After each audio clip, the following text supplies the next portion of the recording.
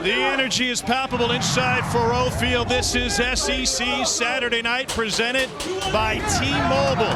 And we've got the entire field covered for you tonight. Number one, Georgia's in town to take on these Missouri Tigers, and we're going to take you somewhere you've never been before. In moments, Cole Kublik will be with Kirby Smart, but right now, behind that door, inside the Missouri locker room, Jordan Rodgers is in the scrum with this Missouri team looking for the upset of the day in college football. Thanks, Tom. Just heard Eli Drinkwitz address his team. He mentioned one thing: opportunity. The opportunity of a lifetime must be seized within the lifetime of the opportunity. That opportunity for this Missouri football team is right now. They have the #1 team in the nation on the other side of a garage door that is getting pounded on right now. It is intense in here. There is focus, and this is a team that said there's nowhere else they would rather be as they walk out right now.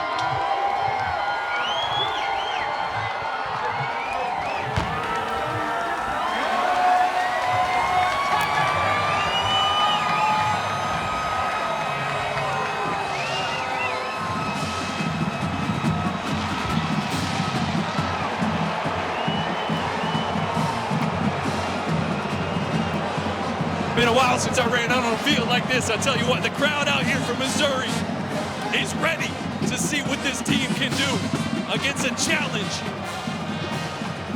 unlike any other with Georgia, the #1 team in the nation. Tell you what, Tom, I didn't stretch for that one, but I felt pretty good. If I had to put some pads on, I bet you I'd give you one play. Jordan, that was a perfect run for you. Last week for Georgia, an imperfect performance against Kent State. There is only one goal for Kirby Smart's Bulldogs. That is perfection. They achieved it last year with the national championship, and now they've got to get another SEC win as they come on the road to Columbia, Missouri to try to do just that. Cole Kublik is standing by with the head dog. Coach, the stretch zone play that Missouri runs is going to be critical for your defense to stop tonight. How will you get that done? Set the edge and knock it back, man. You got to set great edges. You got to knock it back. You can't overrun it. Is there anything else we can see from Brock Bowers? He's been a do-it-all football player for your team all season. Well, we'll see tonight. He's a hell of a competitor, man. Love to watch him play. He loves the game. He plays it the right way. Thank you, Coach. Thank you.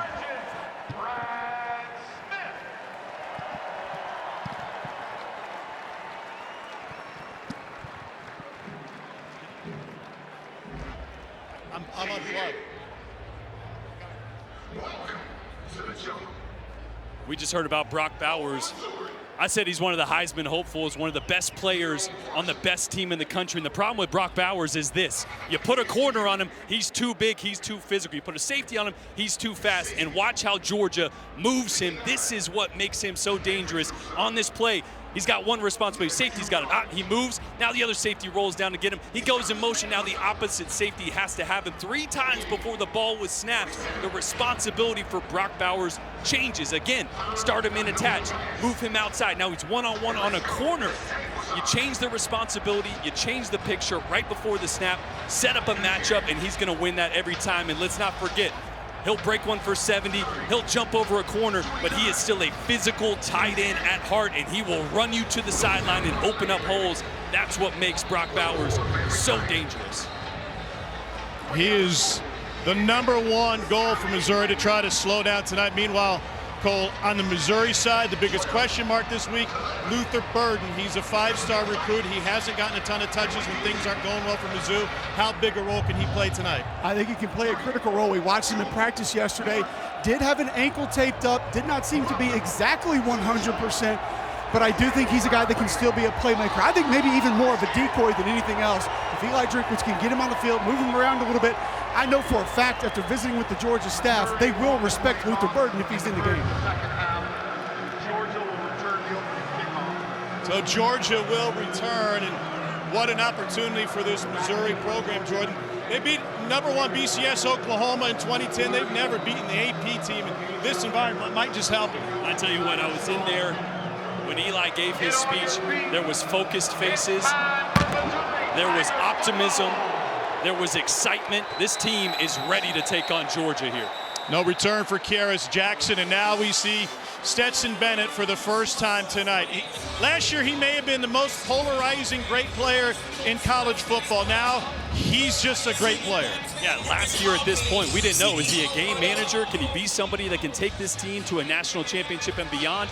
Those questions were answered, and this Georgia offense, so much different than last. It's a Georgia offense that can beat you through the air, and really that's their strength. With 1984, Ladd McConkey, Brock Bowers, Darnell Washington, they're gonna throw a bunch of different looks at you, and it all centers around that national championship winning quarterback, Stetson Bennett. They split Bowers out with Washington inside into the left side. Kenny McIntosh is the tailback. Bennett to the slant, little bit behind and incomplete. Trying to find Marcus Rosemy-Jackson. And that one just a little off by Stetson Bennett. It's a slant route. You want to leave that on the front shoulder, just a hair behind. Little nerves early in this game. That first pass for a quarterback, never your best usually, but a great play on the outside to break that up as well.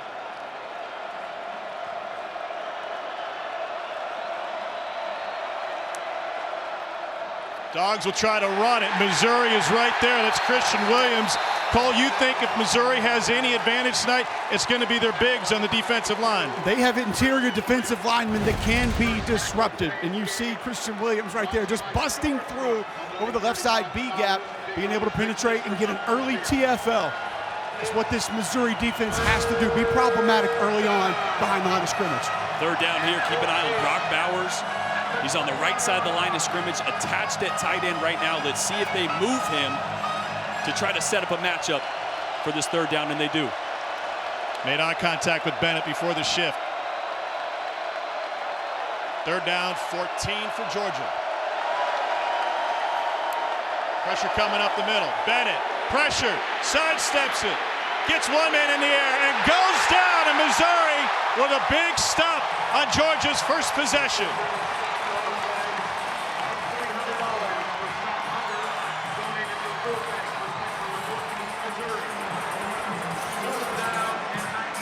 You cannot start any better than this for Missouri. They have two really good defensive ends. Trajan Jeffcoat, Isaiah McGuire, both of them right there in the backfield, getting pressure on Stetson Bennett and able to finish it off to force a punt on the opening drive for Georgia.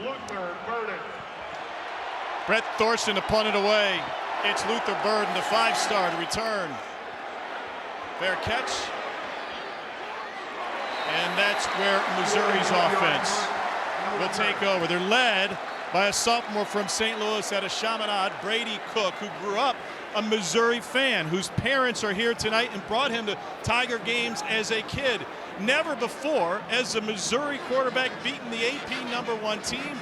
What an opportunity in front of Cook tonight. Yeah, and what an opportunity to continue the path of development. I tell you what, watching Brady Cook, his decision-making, his downfield passing, all have continued to improve with experience. And I tell you what, if I'm Eli Drinkwitz, I'm looking at that play sheet after that start by my defense. First couple plays here, I'm taking a shot at some point.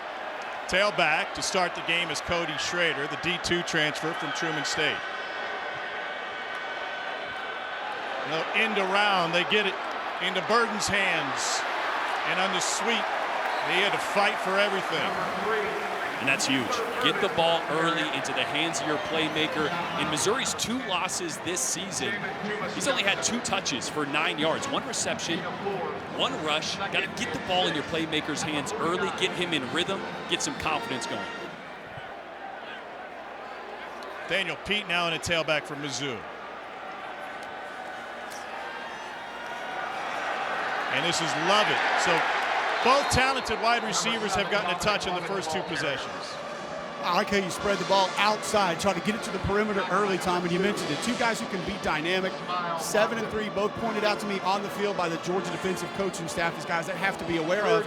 But you show a couple of things. You show the stretch zone play from a blocking perspective with your offensive line, and then show that you're willing to go the opposite direction with your playmakers. The Georgia defense, which was stout through their first 3 games, finally gave up some points last week against Kent State. Best defense in the country last year. Cook pressure, escapes, and had to work just to get past the line of scrimmage. Tackle by number 3. That's some leakage here on third down. It comes from the interior. D-line stunting hard to the left, and if you're an offensive lineman, you got to work, and press those double teams inside to make sure nothing gets up the middle. Good job by Brady buying some time. Jack Stonehouse to punt it away. Ladd McConkey had some issues with punt return last week. End over end. McConkey will take a fair catch, and Georgia's second possession will begin just outside the 10-yard line. Georgia 3 and out on its first possession. Stetson Bennett will have the ball in his hands when we return to Columbia.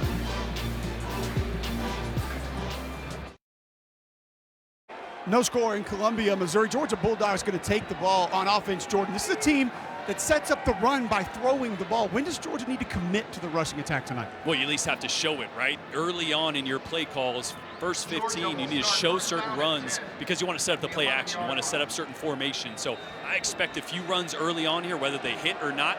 That's going to set up formations, give Stetson information to then let the pass game take over. And so second possession for Georgia begins at about the Missouri 10. And they'll run it in a huge hole for Kendall Milton. And a change of direction, but he lost the football.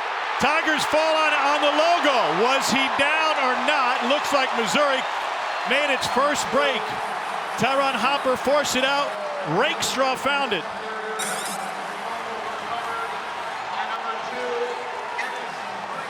Momentum is so big in these games, and already Missouri with the 3 and out on the first drive. And let's take a look at this one. Milton splits up the middle. It's never from the guy that you see. It's always from behind you. And that one looks like a clean punch, like Peanut Tillman back in the day coming from behind on that one. Oh, it was. The knuckles right on the ball. Tyron Hopper. Excellent play. Blocked perfectly. Cedric Van Pran up on the second level. A nice cutback. Going to be an explosive play for Georgia. Ball pops loose. Missouri gets a big one. These are the plays you have to capitalize on in games like this. And so Cook under center now. Little misdirection, a lot of window dressing. He's pressured and goes down. The Georgia defense answers with a big play of its own. Kamari Lassiter. Well, I tell you what, from down here on the field, it looks like early on this Missouri offensive line just getting overpowered by some movement up front. Absolutely. Blocking the stretch play there, get another play action, but keep in mind, long developing play. It's fine to go play action, but you go play action up the middle and then play action to that rocket motion around back, gives that Georgia defense a lot of time to penetrate. On second down, this is Pete. And Pete gets stuffed for a loss. Jamal Walthour is there. We saw the plan early on, right? Get the ball to the perimeter if you're Missouri. Got Burden going early on. I'd like to see some quick throws to the perimeter. I know it's third and long right here. You're not going to take a chance pushing the ball too far downfield. Expect a layup throw, maybe a perimeter screen, get your wide receiver in space, or a screen to the running back. Burden on the logo right here. Condensed formation. Cook, third and long. Completes for basically nothing, and they'll have to punt it away. That's Toshki Dove, the senior wide receiver, stopped by Christopher Smith. Well, Missouri unable to take advantage of the turnover. We ran into former Tiger coach Gary Pinkel at dinner last night. He's headed to the College Football Hall of Fame. So if you win games like this, you can't make mistakes. You've got to create some breaks, but Eli Drinkwitz's team unable to take advantage of the takeaway. Jack Stonehouse. And McConkey again, another fair catch. Missouri owning the field position. Nobody has found a scoring column. 9:30 to go. Stetson Bennett coming back here in the first quarter. SEC Saturday Night is presented by T-Mobile, bringing 5G to hometowns across the SEC. It was one of the biggest wins in Mizzou history with a game day crowd, a record 18,000 on the quad. John McGaffey returned the opening kick for a touchdown, and Missouri knocked off BCS #1 Oklahoma. They stormed the field afterwards. Sooners threw some punches, but Missouri got the last laugh, 36-27. Chase Daniel was not the quarterback on that team. Blaine Gabbert was, but Chase is invested in this one. He said, if Mizzou wins today, I'm paying a bar tab for everybody at Harpo's tonight. They'll probably take the goalpost there, too, if they win. You in, Jay? Yeah, and Chase better hope that you're not going. I know you're running that thing up as much as possible. You're the mayor of Como. Listen, he's got enough in his NFL earnings. That was a wise move for guys. Made 5 starts in his career. Spin move, and that is rejected at the line of scrimmage. It's Isaiah McGuire out of Tulsa Union with another big stop. Well, I tell you what, last year I thought Mizzou had 2 of the most underrated defensive ends in the entire conference. And right now, early in this game, they're showing up. Isaiah McGuire, Trajan Jeffcoat have both been huge early on, and I am really impressed with the confidence and the speed that Missouri has started this game. Georgia guilty of sleepwalking against Kent State last week at home with an early start. They've got plenty of red-clad fans in the building tonight. And the Missouri intensity ratcheted up with number 1 on the other sideline. Play clock late. Straight ahead run. And a gain of 3 to set up 3rd and about 7. I'll tell you one thing, Cole, that Missouri's doing up front is they're getting their one technique angled, and they are just hitting the center from the side, really trying to stop those double teams by Georgia from getting to the next level, allowing their linebackers to run free. And so far, that plan is holding up. Absolutely. That penetration coming because guys getting north and south quickly for this Missouri defensive line.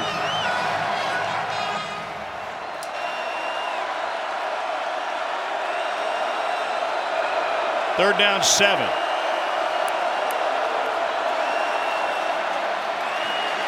Bennett takes advantage of the time, but it's a drop. It's Ladd McConkey, who's had a tough last 5 quarters. A drop last week, a drop touchdown, a fumble, a muff punt.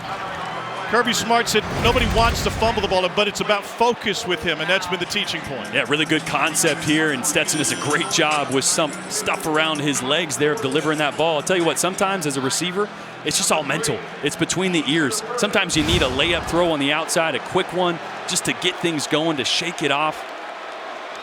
Kind of like a hitter in a slump, you know? You got to do something to slump bust. Mark Gray said so. Dorson gets it away. Burden going to try to return. First man by him, by the second as well. Taken down at the 45-yard line after a 49-yard punt, 6 on the return. Eli Drinkwitz got this Mizzou job on the heels of a 12-1 season at App, and Cole, one of the things he brought with him was the stretch play. Hey, he brought Dwayne Ledford from NC State as well. That's where he kind of picked it up, and you're going to see the entire flow of the offense. Hit the perimeter, it's going to be a reach block. You have to seal the edge right there, and just watch how this can take the entire defense to the sideline. A wave of offensive linemen to the right stretches that defense all the way out to one sideline. Now, the killer with this is it can hit almost anywhere in any different gap. Watch the cutback on this run. Stretch play to the right, but it can cut back all the way across the backside tackle. And a huge gain for Missouri on a 13-yard pickup for a first down, and so many different things you can play off of that stretch. That's Dominic Lovett, who leads the SEC in yards per game. Yeah, think about it. When you're a little bit lighter up front as an offensive line, you want to use that to your advantage. Get these bigger, more physical Georgia defensive linemen moving laterally, get them uncomfortable, and maybe open up a few holes in the meantime. And now here's Pete, and a flag on the play. Pete, a Stanford transfer who played his high school ball just down the road at Columbia Rockbridge High School. He had the fumble at the end of the Auburn game. It was a game of miscues on both sides. Holding on the offense, number 76. 10-yard penalty from the previous spot. It is first down. At Leffler, a referee. Senior from Detroit, Javon Foster, a Mizzou captain. And Javon, one of those guys that I know, Cole, you were really high on him coming into the season. I think he's underperformed a little bit. The intangibles, the physical tools are there, but still needing to develop. Had a big season last year. The pad level has not been where it needs to be this season. First and 20. Cook going deep down the sideline. Coverage is there, and it's nearly picked. And a missed opportunity for Christopher Smith, who already has 2 takeaways this season. They've caught friendly fire from Lassiter. A really good job by Kamari Lassiter here. We talk about corners being in phase, hip to hip right here. Waits until the receiver sees the ball, turns his head to play inside out on that one. Great position right there, and Brady Cook got lucky. That ball's got to be up and to the outside. If anything, that should land a yard out of bounds. Another target for Luther Burden, the third out of East St. Louis. Cook, coverage by Georgia.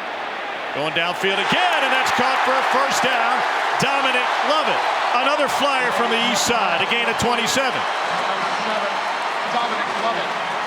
Just a little scramble drill.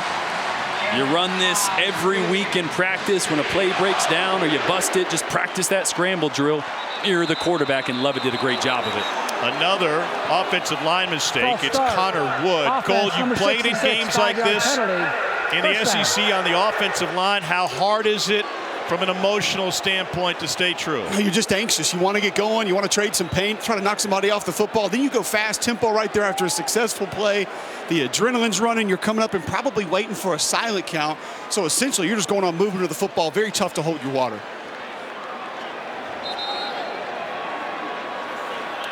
Tigers off schedule again. Eli Drinkwitz wants to talk about it.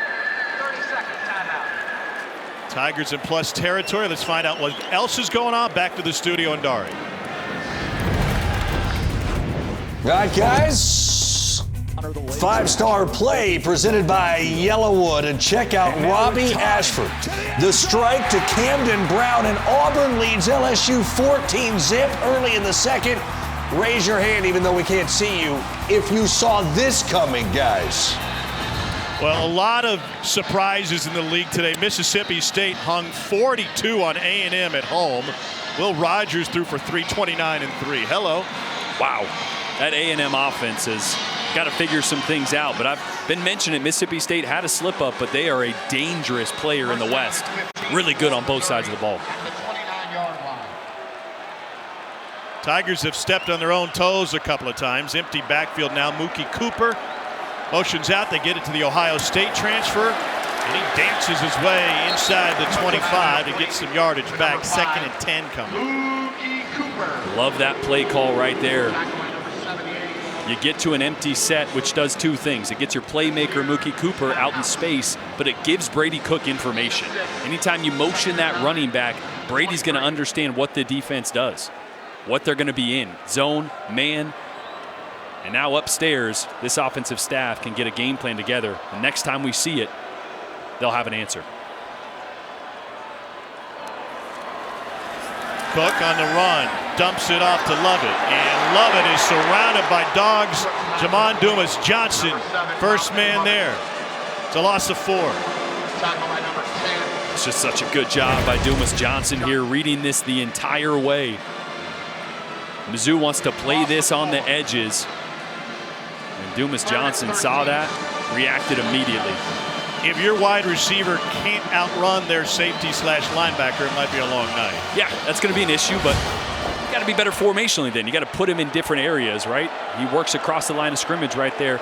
Linebackers at Georgia are really good at seeing things and attacking, so got to get him out on space. 3rd down, 13, pressure coming. Cook over the middle, nice crossing route. Luther Burden under the 24. 4th down, Missouri's kicking game, typically reliable. Went south at all the wrong times last week, as Harrison Mevis missed what would have been the game winner against Auburn in the end of regulation. All-American kicker is back out there, and this is a 41-yard attempt.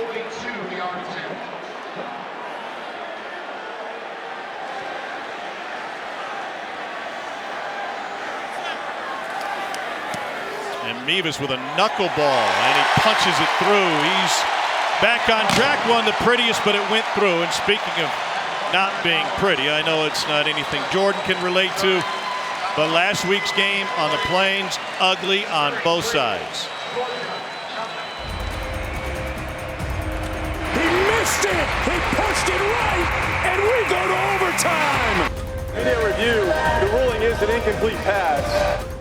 From 39 yards out, Carlson will get this one. After video review, the ruling on the field is confirmed. It was a fumble. A disheartening, dispiriting ending for Missouri. Tigers in their program history have lost games all sorts of ways. On kicked balls on the end zone, on 5th downs. But that one, they gave away. Yeah, those are tough to recover from as a player. I mean, you want to try to shake that on a Sunday and on a Monday have a fresh mind. But I tell you what, having been there as a player and lost games like that, it's really not until Tuesday or Wednesday that you really put that in the rearview mirror and move forward. But starting like this early in this game, that'll make you forget about it real quick. Karis Jackson back to receive. And this one through the back of the end zone. Almost back to the locker room. How did it look back there before the garage door came out? That was wild, right? So Eli gives his speech. Everybody kind of meanders towards the garage door. The lights go off. They're pounding on it. I mean, I'm tiny as well. You know, I'm not a big dude. Yeah, I'm not a big dude. They're big dudes down there, and it is just intense. Everybody, it's almost like a growl going on. I mean, you can hear the intensity, and then those doors open, and it is. It's pitch black back there, right? Completely black. Couldn't see anything except for the camera we had a little light on it. How's your hammy? How was the sprint? Not bad.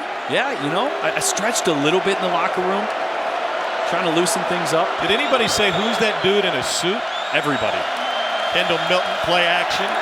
Bennett on a dime. And a Georgia first down. That's big. Darnell Washington, 6'7", 270. The metrics don't do it justice. No, and again, I've heard and I've seen Darnell before, but every time you're down on the football field with that man, it is unbelievable. There's no way he's 270 pounds. No way he's 275. He's 280, 285. I mean, he is huge. And they use him in so many different ways. Such a weapon. Rocking the bling, an embarrassment of riches at the tight end position. Bowers has been quiet so far tonight.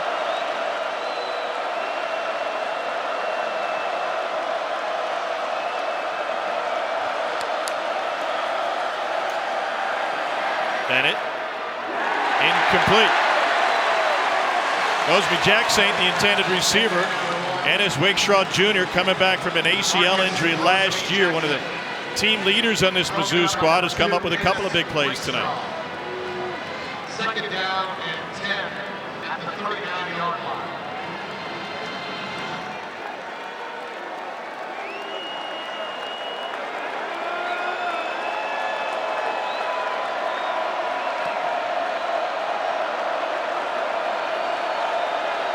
Brock Bowers right there. Look at all the space he has at the line of scrimmage.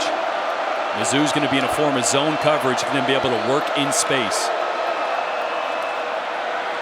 Bennett takes off with it.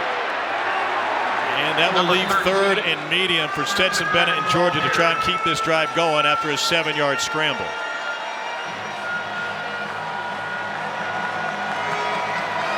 Huge third down here for Missouri as the crowd gets loud.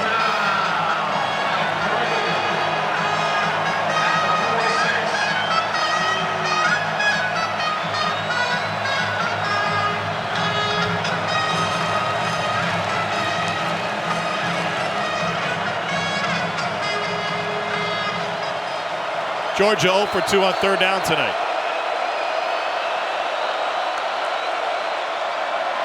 Kenny McIntosh stopped short. Needed 3, got 1. Damian Wilson getting the start at middle linebacker for the Tigers. Boy, and Christian Williams, we've already said his name a few times tonight.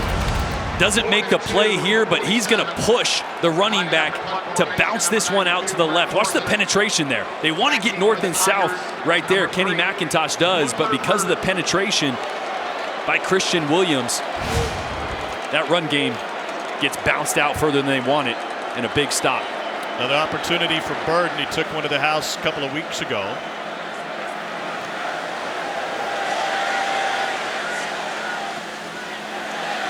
Checks up, takes a Missouri bounce after just a 34-yard punt. This season, for every field goal and extra point made by participating universities, Allstate will make a contribution to the university's general scholarship fund. Thank you, Allstate. Game of field position so far. Tigers have the only points tonight on a Harrison Mevis field goal. Brady Cook, 7 of 8 for 54 yards.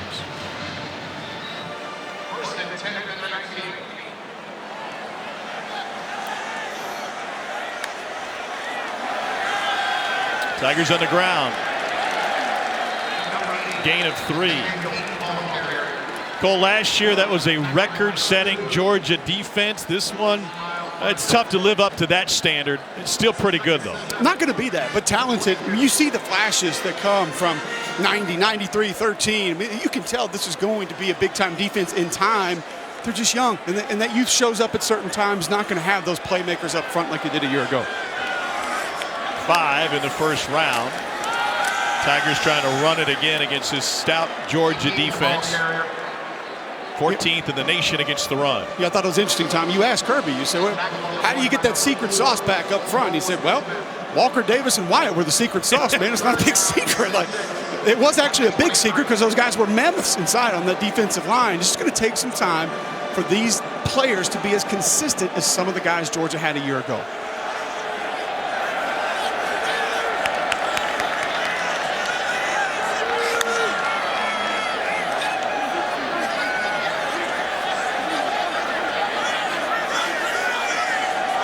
Cody Schrader is the running back. Tigers bleed the clock. 4-man rush. Again, it's Dominic Lovett. Lovett had 5 catches for 102 against Auburn. He's been their most consistent receiver this season. And I love it. They move Lovett from one side to the other. That tells Eli Drinkwitz they're in zone coverage and a little angle route, right? You get the linebacker to move with a drive route, angle right behind it in that soft zone. But it was the motion pre-snap, then the look to the sideline that allowed them to dial up the right play. Tigers will take one more snap in the quarter. Cook on play action. Unloads. And off the mark, trying to find Lovett. Into the first quarter. Missouri has the only points on the board against the defending national champions and the #1 ranked team in the country. Welcome back to SEC Saturday Night, presented by T-Mobile. Under the lights at Faurot Field Memorial Stadium in Columbia, Missouri. Georgia held scoreless in the first quarter for the first time this season. Hadn't happened since the national championship game against Alabama. Why has it happened tonight? Well, it's momentum, right? Football is a momentum game, and Mizzou stole that early on. And then there's been a few, I don't know, chemistry, timing issues on the outside. Cole mentioned Stetson Bennett down there talking to his receivers a little bit. So it's a slow start for Georgia, which is not the usual. A McConkey drop mixed in there.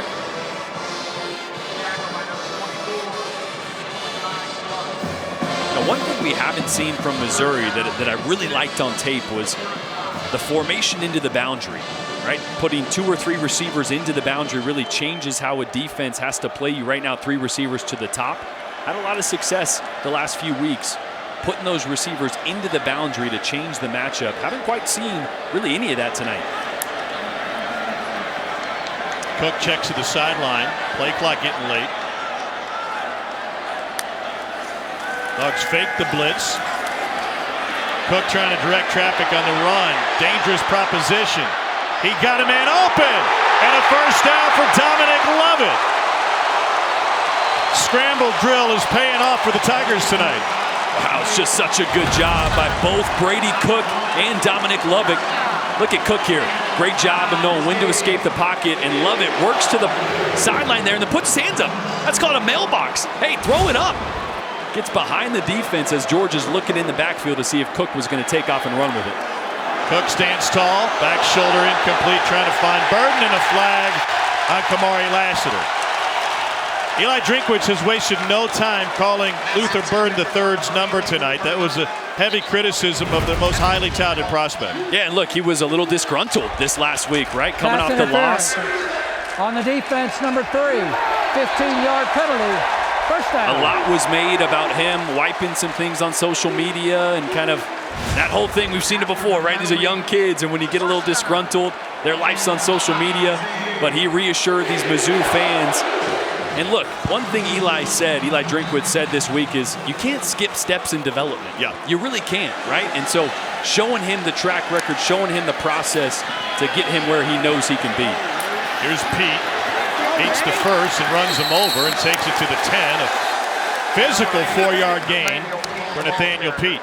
Another thing with Luther Burden I thought was really interesting, and it draws parallels to Jermaine Burton and Bill O'Brien at Alabama, is he said, look, we tried to move him around too much, and if you do that, you're going to stunt a young guy's growth. So in this game, you'll see Luther Burton a lot more at that X receiver to the boundary, split by himself. That way he can learn these plays, concepts inside out, not get moved around too much, get confident, and develop in that role. It was a huge win for Drinkwitz on the recruiting trail, beating both Georgia and Alabama to get Burton, who had previously committed to Texas. Cook, the draw. Nothing. Number 12, Brady Cook, the ball carrier. Jalen Carter met him. Carter coming back from an ankle injury. And he's the next one, right? Devontae Wyatt, Jordan Davis, both went in the first round, the last draft, and Jalen Carter might be better than both those guys when it's all said and done. It's amazing the riches that Georgia has had up front and that they've been able to develop. And he creates problems for offensive lines. Tigers have converted both of their third downs in this drive. 5-man rush. Cook to the outside, wide open. Touchdown, Tigers. Tyler Stevens.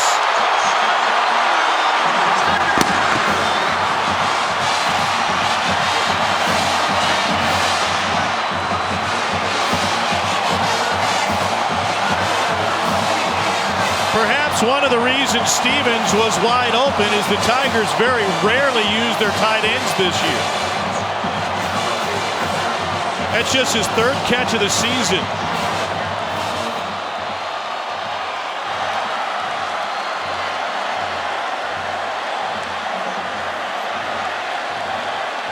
Mevis for the point after. He's got that feeling in Columbia tonight.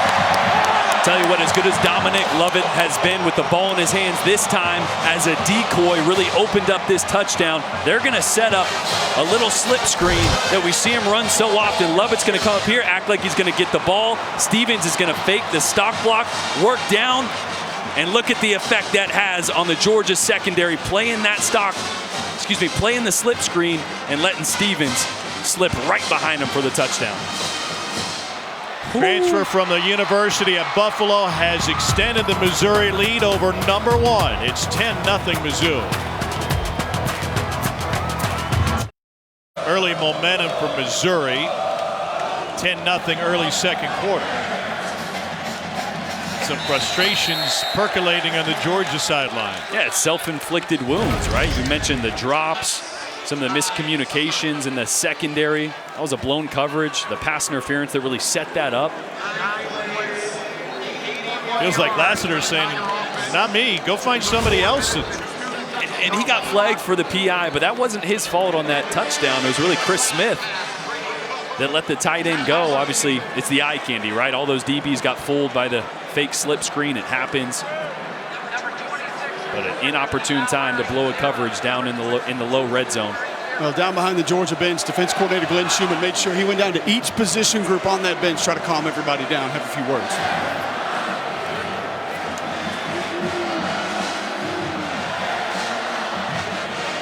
It's moments like this that last year, don't know that everyone would have looked directly at Stetson Bennett. But after that national championship, in adversity like this, everyone looks at 13 and says, all right, get us out of this.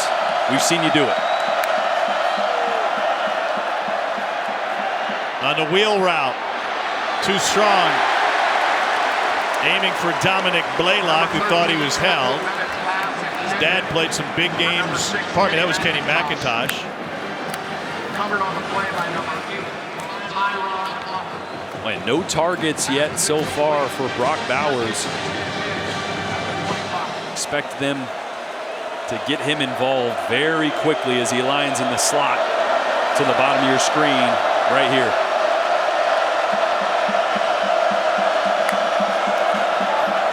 They'll run it.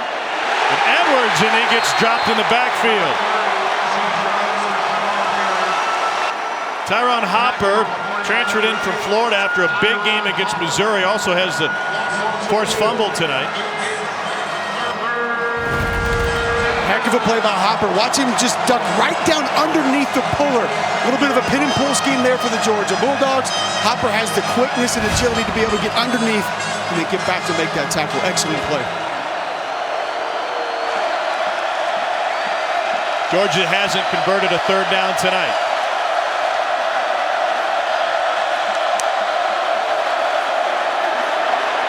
Bennett, complete. And they do this time with Roseby Jackson, a pickup of 17. Boy, that's a great job by Stetson Bennett to quiet the crowd, but a really good job by Roseby Jackson on the outside, on the dig route, being friendly with his route. Bennett had that one slip out of his hand. It was a forward pass, even though Missouri tried to jump on it. They dropped the beanbag back there as if it was a fumble, but center judge is saying no, incomplete from the get-go. It's second down.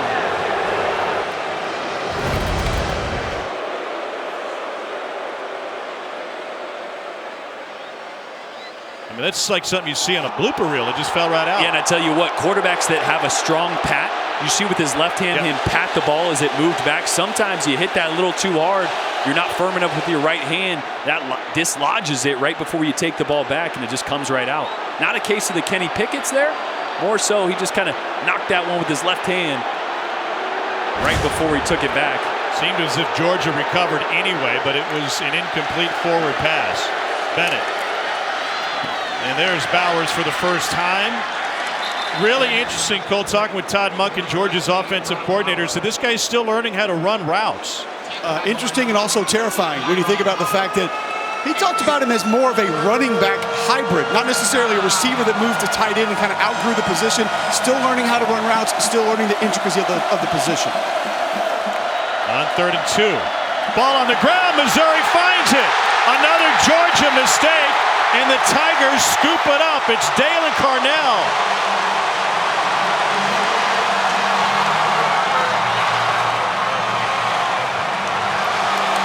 This does not look like a national championship squad tonight. Not at all. And this is a zone read for Stetson Bennett. He's reading the end man on the line of scrimmage right here coming off the edge. At the last second, he wants to pull it, right? Because that's a pull read for the quarterback. Problem is, the running back, as soon as you put it in his gut, he's going to take it. You have to be very firm, and see at the last minute, Stetson tries to pull it and run with it. It's already on the hip of the back. They're caught between who's going to take it. And that's when fumbles occur. As a quarterback, you have to make a quick, decisive decision, because that running back, he doesn't know. He doesn't know until he doesn't know. Missouri take a shot here? Absolutely. Got Luther Burden at the top of your screen. They will run it with Schrader, and he will grind his way, which is fitting, his style befitting his history. Transferred in from Truman State, where he led Division II in rushing over 2,000 yards. His dream to play at Missouri. He gave up the Truman State career, transferred here, and he has been Mr. Reliable. Meanwhile, this is developing. Jalen Carter will be helped off the field by the Georgia athletic training staff. Carter came in with an ankle injury. Kirby told us yesterday he's been pretty good this week and seemingly good to go. He won't even make it off the field. Well, Kirby told us, Tom, that he was not going to start, but they anticipated he would be able to play, and they did want to get him some reps tonight. As we take a look at the replay, what do they miss without Carter on the field? Well, it's the physicality, right? Look at this stretch zone play. Everybody's moving laterally. You can see Carter right there. And that's a low block from Missouri, which Georgia was expecting, left side of the screen. Yeah.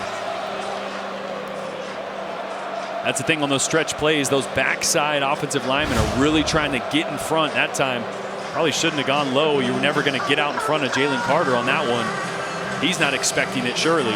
Cole, in that scenario, what is taught, what is dirty, What is just reaction from an offensive lineman? Well, I think the only thing dirty would be, number one, if you're behind a guy and he's not able to even attempt to get his hands on you and keep you away, keep you at bay, that's going to be viewed that way. And then if you're engaged with another offensive lineman and somebody comes in low, obviously that's going to be a flag, should be called a flag.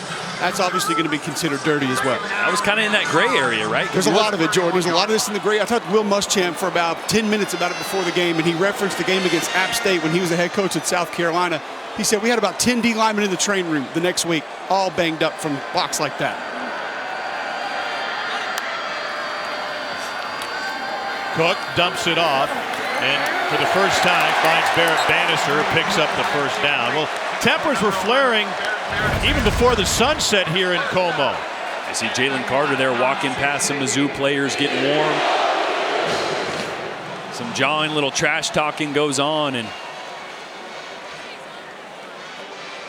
he was telling them, hey, we're going to settle this on the field real shortly. As Johnny Walker, defensive lineman, took a swing at him. Tiger's going to run a reverse. That was dangerous. Love it. Relying on the quarterback to block, and he goes the wrong way. Keely Ringo ends up making a stop for a loss of 9. Boy, Nazir Stackhouse, number 78 for Georgia, was in the backfield in the blink of an eye. Watch this. This'll blow up any type of trick play or reverse. And Lovett's got to take a little wider of an angle. Blocking backside wasn't great. Contain was really good by Georgia on that one. Keep in mind, that coaching staff told us that's the stretch play that you're blocking initially. And Kirby Smart said we have to attack north and south. That penetration is critical. Number one, to either spill that run, set the edge, and keep that play from rolling. Athletic training staff is gathered around Dominic Lovett on the Missouri sideline. That would be a huge loss for this Missouri team. Jalen Carter just left the game for Georgia.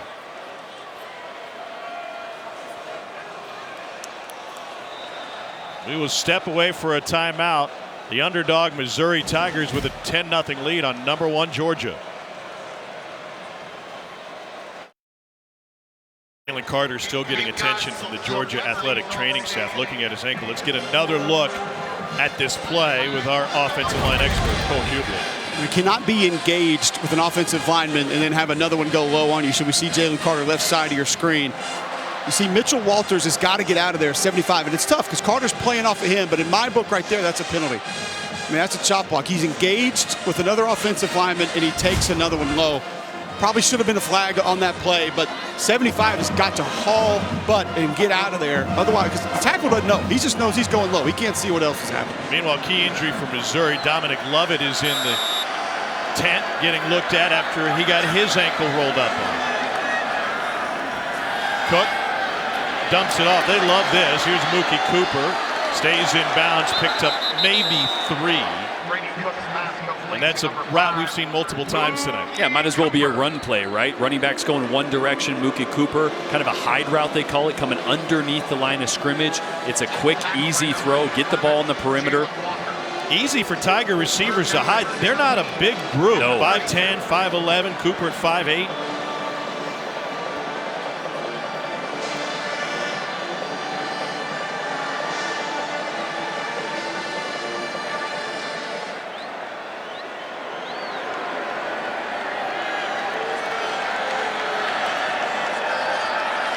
Third and long. Cook over the middle and incomplete. Georgia's not used to being in this territory. They have the 5th longest win streak in the country when favored by double digits. They've won 24 consecutive games when favored by 10 or more. And Missouri will bring on Mevis a 4th and 17. He's already made one tonight. Made a couple against Georgia last year. From 49.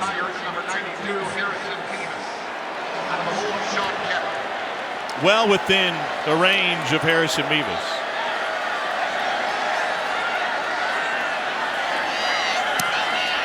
And he drills this one. What a bounce back game for the Missouri kicker.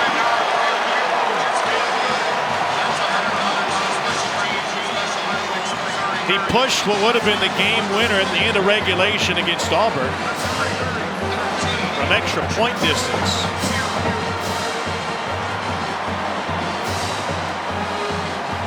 You can tell his confidence growing. This would have been good from midfield. Yeah, Ladd McConkey needs to figure out what he did.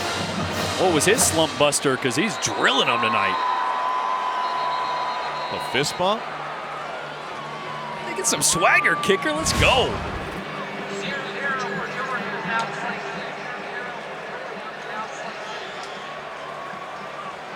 Let's take a look at Fansville, brought to you by Dr. Pepper.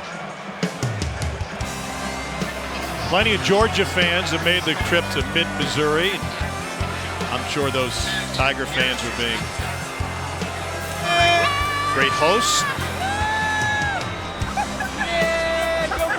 Not as good a host as you've been, Tommy. Do what we can, Cole. I got you a College Football Hall of Famer dinner at Gary Pinkel last night. How about that? Well, I got you two. Johnny Rowland, former Mizzou great, was there.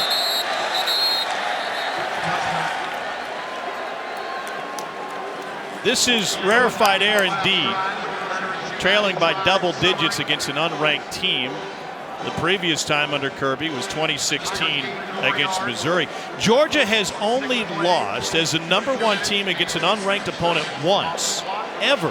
That was against Auburn in November of 1942.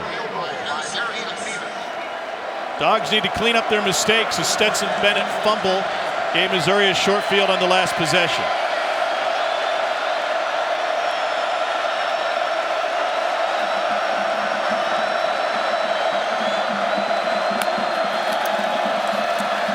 They'll try to run it with Kendall Milton. Cole, what do you like about this Missouri D-line? The ability to attack, get north and south. And Jordan talked about how he thought the defensive ends were underrated coming into this season. Isaiah McGuire, Trajan Jeffcoat playing laterally, flat down the line of scrimmage. There's a couple of times that they've been taken out of their zones and then come right back in to either make a play or go apply pressure. Fundamentally sound football on the edges and penetration up the middle.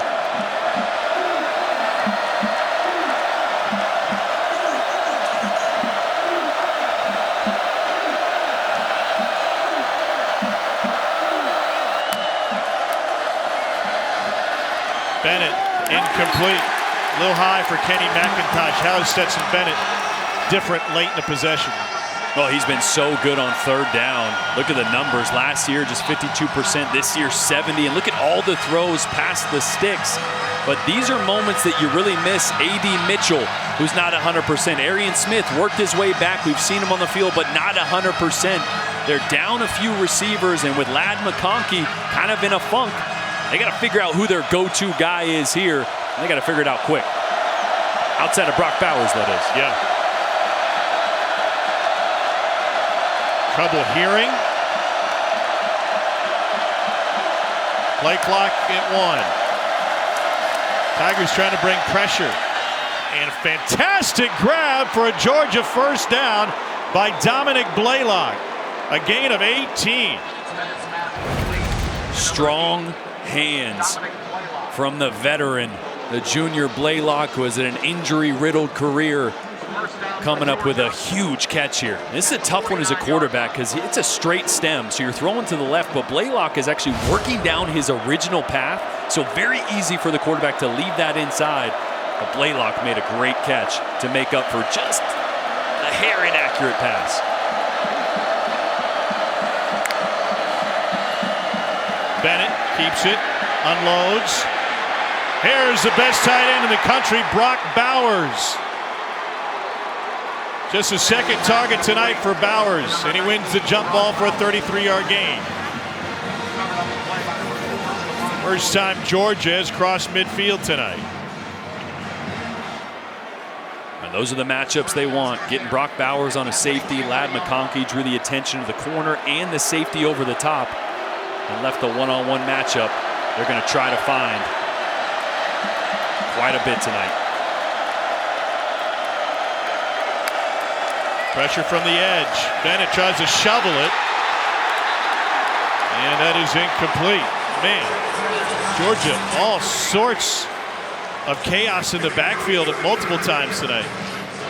Well, think it was Hopper coming off the edge. They're trying to do a little slip screen here. Another little hide route like we saw from Missouri to Bowers. Tried to go Dan Quisenberry on that one. Yeah, a little sidearm there. I mean, he can make those kind of throws. Just Hopper, a great job getting his left mid on it. Do you have Quisenberry in your bingo card tonight, Cole? You win. Bennett just 5 of 12 through the air. Here's a shot, and too strong for Darnell Washington.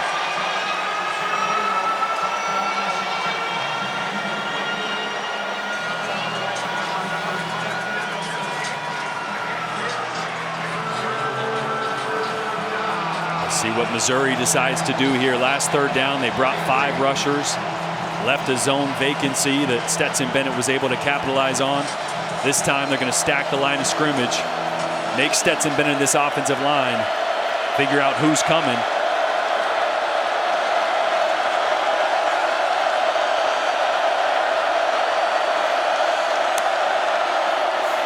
Everybody's coming, and that is knocked away at the end. Coverage by Chris Abrams drained. And that'll bring on the kicking team for the Dogs.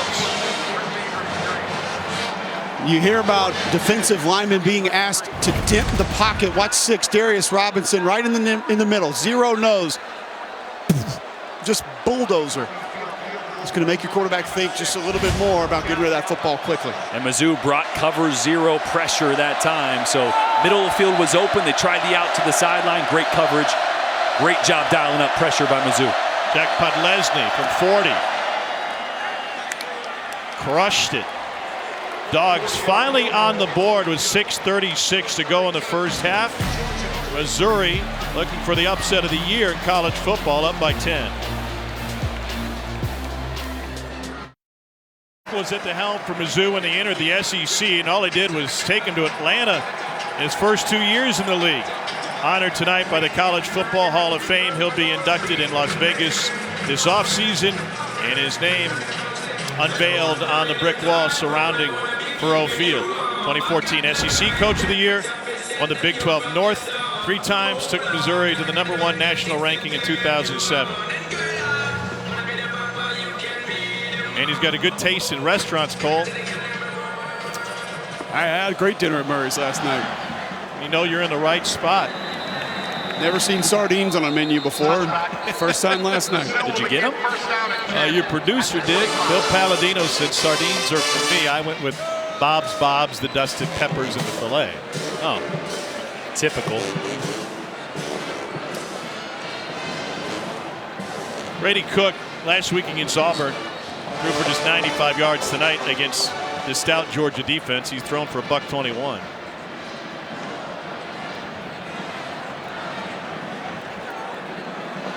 He's talked about refining his footwork and finding the rhythm of his drop and being then in sync with his receivers. Here's Burden. And Burden with a pickup of 7 on first down.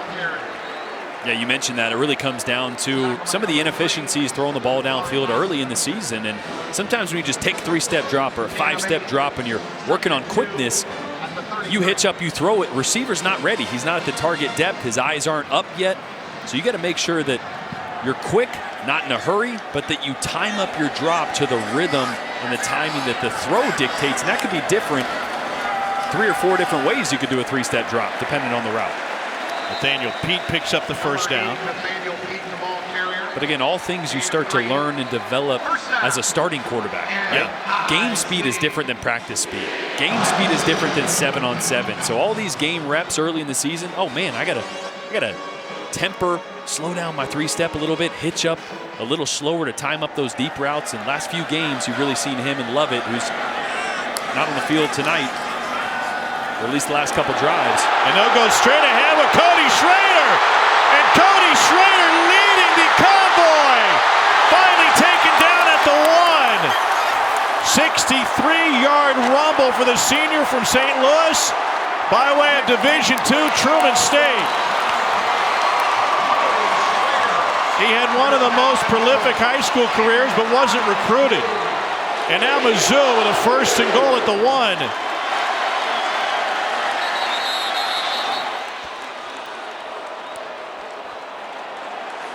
And the Tigers with movement.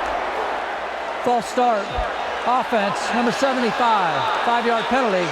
First down. Schrader originally a walk-on, and that was nearly a dream run. Look how close he was to the goal line. Boy, those ones are so frustrating as a player. Not that I had the speed to break one like that, but you do all that work and you get down to the one. Yeah, well, now maybe he'll pay it off, but here's a guy who was used to having big games against Quincy University and Missouri S&T. And now he's doing it against #1 Georgia at the highest level. Here he is. And he gets bottled up by Nolan Smith.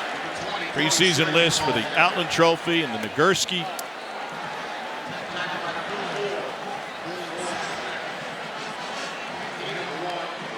Second and goal at the 5.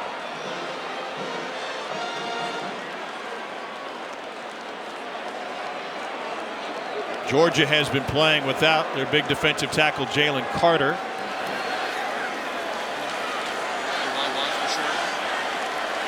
And now with a leg injury, this will be the 5th play of the Missouri drive. Cheptiotora, the tight end, motions. Toss, Pete.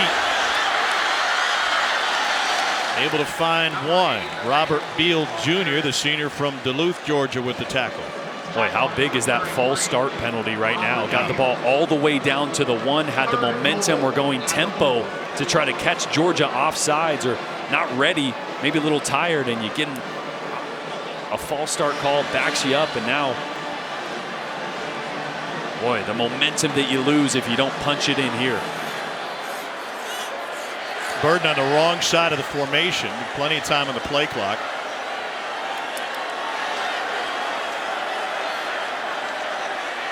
Bannister will help him work the clock. It's now at 2, at 1, and Missouri will take a timeout looking at a 3rd and goal. 30-second timeout of the half. 30-second timeout. Boy, Cole, that long run was one of those stretch plays, and 2 things happened. One, Georgia ended up bringing pressure off the right side as we go inside the play here, and on the front side, Dumas Johnson flows. So watch this linebacker come here, which plays into all the movement here by Missouri, and then Dumas is going to play way over the top of this one, which creates that cutback lane straight up the field for Schrader. It's a perfect storm, right? That backside linebacker that would normally be filling that hole, blitz off the edge. Now your play side linebacker does what he's supposed to, flows with the wide lanes or the wide movement by the offensive line and creates those big rush lanes. So almost looks like throwback Denver Broncos out there. Absolutely. How about that little shove by Connor Wood about 20 yards downfield? That actually opened up some extra space. And over on the left side, Armand Mimbu, number 79, big extra tackle, was also in the game. Potentially got Georgia misaligned. 3rd and goal. Cook to throw. In zone. Too high. No flag. He was trying to find Toski Dove. Ringo had the coverage. And that'll bring up 4th down. And here comes the Missouri kicking team again. Boy, depending on how this game evolves, as the half closes out here and the second half commences, come back to that fall start. That false start at the 1-yard line that bumped Missouri back. Cost him 4 points. Yeah, takes points potentially off the board, and really 20-3 feels a lot different than 13 or 16 depending on this kick right here. 22-yard attempt from Mevis. Back to his old self. He is a perfect 3 for 3 tonight. 3:16 remaining in the first half in Columbia, Missouri. It's the Tigers on top of Georgia, 16-3. Welcome in, Regents halftime report coming right up. Auburn LSU update. They're partying in the state of Mississippi all over the place. Bryce Young injured, the latest there. I don't know what to even ask about this. When's the last time we saw Georgia lose on both sides of the line of scrimmage? Missouri scored 4 of the last 6 drives. Big problem for Georgia, huge win for Missouri. Does feel like they needed 6, not 3 just a minute ago, though. Guys, we'll see you at the half. All right, Dari, thanks. On the other side of that coin, if you told Missouri fans that something that happened in the second quarter could cost them, they'd say, well, we must have been in the game. Jackson takes it past the 30. Guys reference the line of scrimmage, and there's been a difference in quarterback so far tonight. Stetson Bennett has not been on point. Yeah, they got to figure out how they want to get Brock Bowers the ball and who else can be a playmaker that they can design plays to get touches. Because right now, with no A.D. Mitchell, Marcus Rosemy-Jack-Saint made a couple plays. Arian Smith has been in and out of there. Ladd McConkey has been the go-to guy, but really still haven't got him going from the funk he was in after last week. A big drop in the first quarter.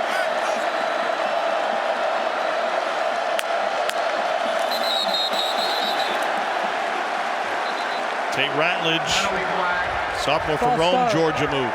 Offense, number 69. 5-yard penalty, first down.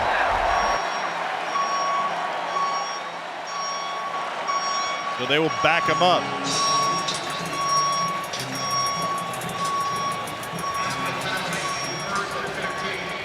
Every minute you allow a major underdog to stick around on their home field, you give them and their fan base enormous jolts of confidence.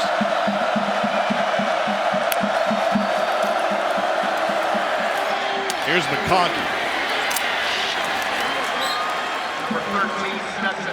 9-yard gain. Missouri has never beaten the AP #1 team. We showed Gary Pinkel earlier. He was 0-5 against the AP #1. That huge win against Oklahoma, BCS #1 in 2010. It's the largest lead against #1 team in the country according to the Associated Press poll ever. First year of football here, Mizzou is 1890.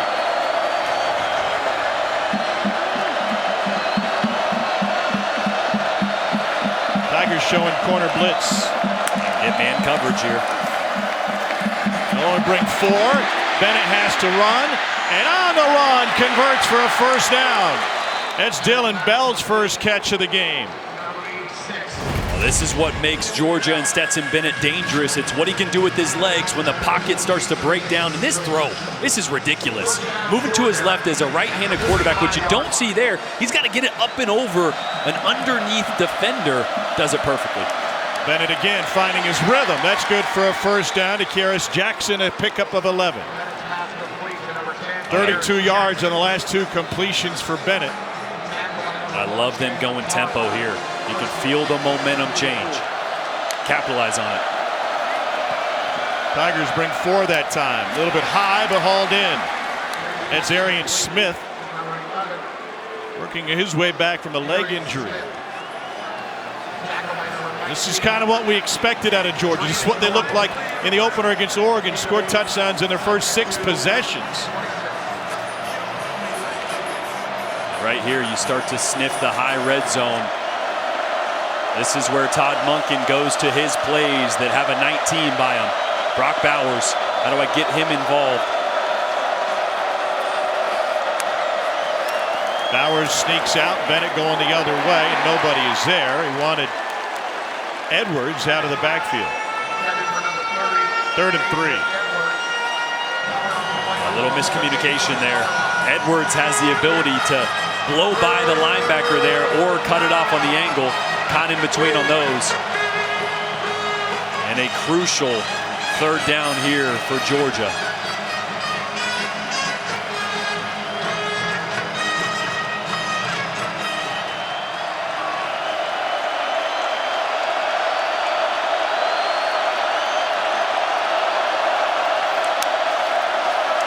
Bennett looks left, goes to the seam, knocked down. Fantastic play by Abrams Drain. Well, it's just a little snag concept. Got a bubble route trying to pull underneath defenders. And a stop route by Rosemy-Jack-Saint. And Abrams Drain did a great job of as soon as the receiver stopped his route depth, he got his eyes on the quarterback. Saw Bennett take his left hand off the ball, start his throwing motion, and broke right on that one. Podlesny has already made from 40, this from 44. Lane Walker's snapper, and they're going to fake it. Bennett, the holder, will take off, and Georgia picks up the first down. There's a huge benefit to having your quarterback be the holder. Huge. it's just blocked like a run play on the right side. The right guard blocks down, seals it. Kick out on the outside. That kicker is trying to pull one defender, and Stetson Bennett, all he's got to do is pick up 3. Boy. Clink him on that one. Bulldogs into their bag of tricks. On the road is number 1. Play clock at 2. Bennett trying to find Bowers. Boy, that's something you just don't see very often, and that's those two not on the same page. I spoke to Stetson Bennett earlier this week. I asked him about 19. I said, what's the greatest asset that he has? We see all the physical abilities, and he said, no. The greatest thing about Brock Bowers is I always know he's going to be where I expect him to be. I never have to be concerned about him doing the right thing. We are on the same page. Obviously not that time. 31 seconds left in the half. Bennett reverses field. They'll pump fake to buy time, and he'll send it to the track. 10 seconds ran off on that play. There's going to be a pass interference call. Ladd McConkey got tackled by Chris Abrams-Drain. That's where Bennett was trying to go with the ball.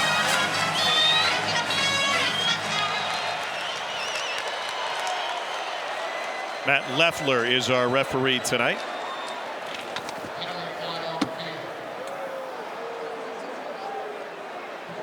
Just a sprint left smash concept, they call it.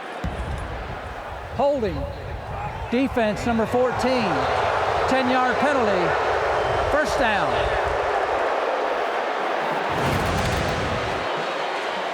That's a little corner route by the inside receiver. Ladd McConkey's on what we call a return route. Works in and back out, and he didn't want him to return on that one. They'll call that about every time. Not going to get away with that one. 21 seconds left in the half, 9th play of the drive. Georgia's had communication issues with this crowd tonight, which is a bit of a surprise. Tigers sent in the house. Bennett has to flick to get rid of it. He was pressured big time by Martez Manuel, local product out of Rockridge High School. But I just don't love, especially being a right-handed quarterback myself, I don't love the sprint left twice in a row. You don't have a great angle. Martez Manuel obviously comes through almost scotch-free and makes that play. But how about Blake Baker's willingness to dial up pressure against Stetson Bennett? He absolutely has. We've seen cover 0. We've seen 5-man pressures. We've seen man coverage in big moments. Blake Baker is putting the pressure on Stetson Bennett in a multitude of different ways. Baker years ago was a GA to Will Muschamp when they were at Texas. That was one of his first jobs. Kirby will use a timeout. But Georgia looking at a 2nd and 10. They have 2 stoppages remaining. 15 seconds left in the half.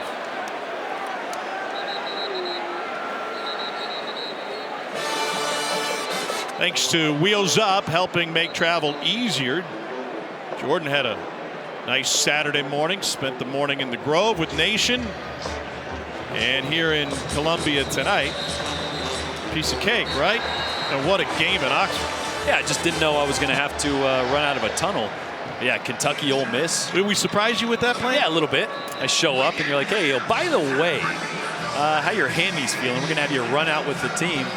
Okay. What was Eli's message? You were in there. Yeah, he was really talking about opportunity. And he started the whole thing by saying there is nowhere else we'd rather be. So just the moment, the excitement, the hope, the confidence that was in that locker room. And one neat thing, Eli went to every starter on each side of the ball and gave them an individual message before he talked to the team. Georgia first trip to the red zone tonight. 25 of 26 on the season. McIntosh is the running back. Bennett gets to him out of the backfield but can't. Another misfire, flag on the play. Now 11 seconds remaining in the half.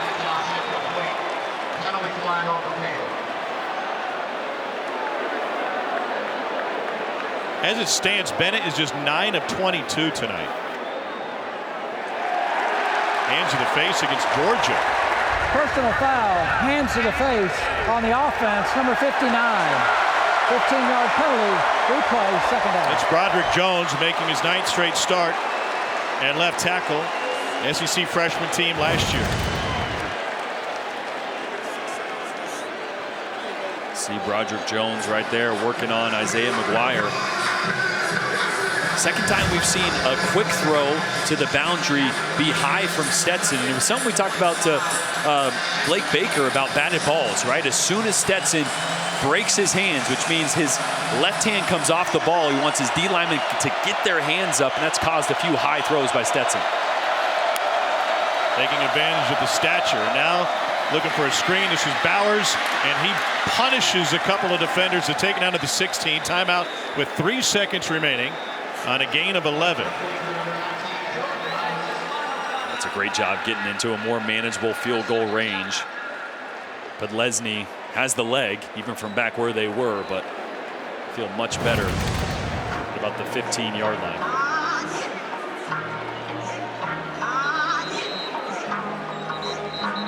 It's one of the many ways they get Bowers the ball in space. I mean, it's just, we talked about it earlier, it's not really fair that he's still developing. Yeah. And I'm going to reiterate what we heard from Todd Monken, that he is a halfback that has ball skills. Usually a tight end like this that can be a game changer at the next level is a receiver that just happens to be a little bigger. He's not, he's still developing as a route runner, which is scary for his potential. They faked the last one to continue this drive, and here's Podlesny trying to add to the Georgia total. This is from 33.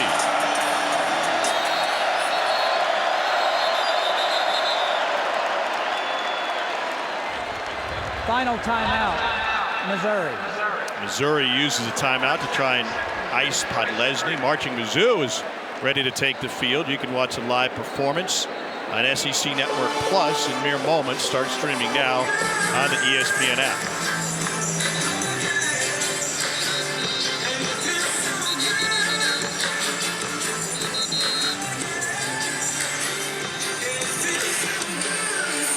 Bowers has been targeted 5 times tonight, 3 catches for 52 yards. He had a touchdown run on the first play from scrimmage last week against Kent State. He has not had a rush tonight.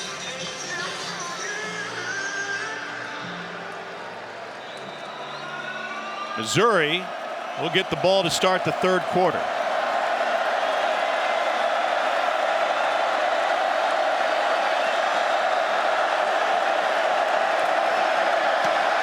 And that kick is true. The last time Georgia came back from a double-digit halftime deficit was the Rose Bowl against Oklahoma in 2018. That thriller.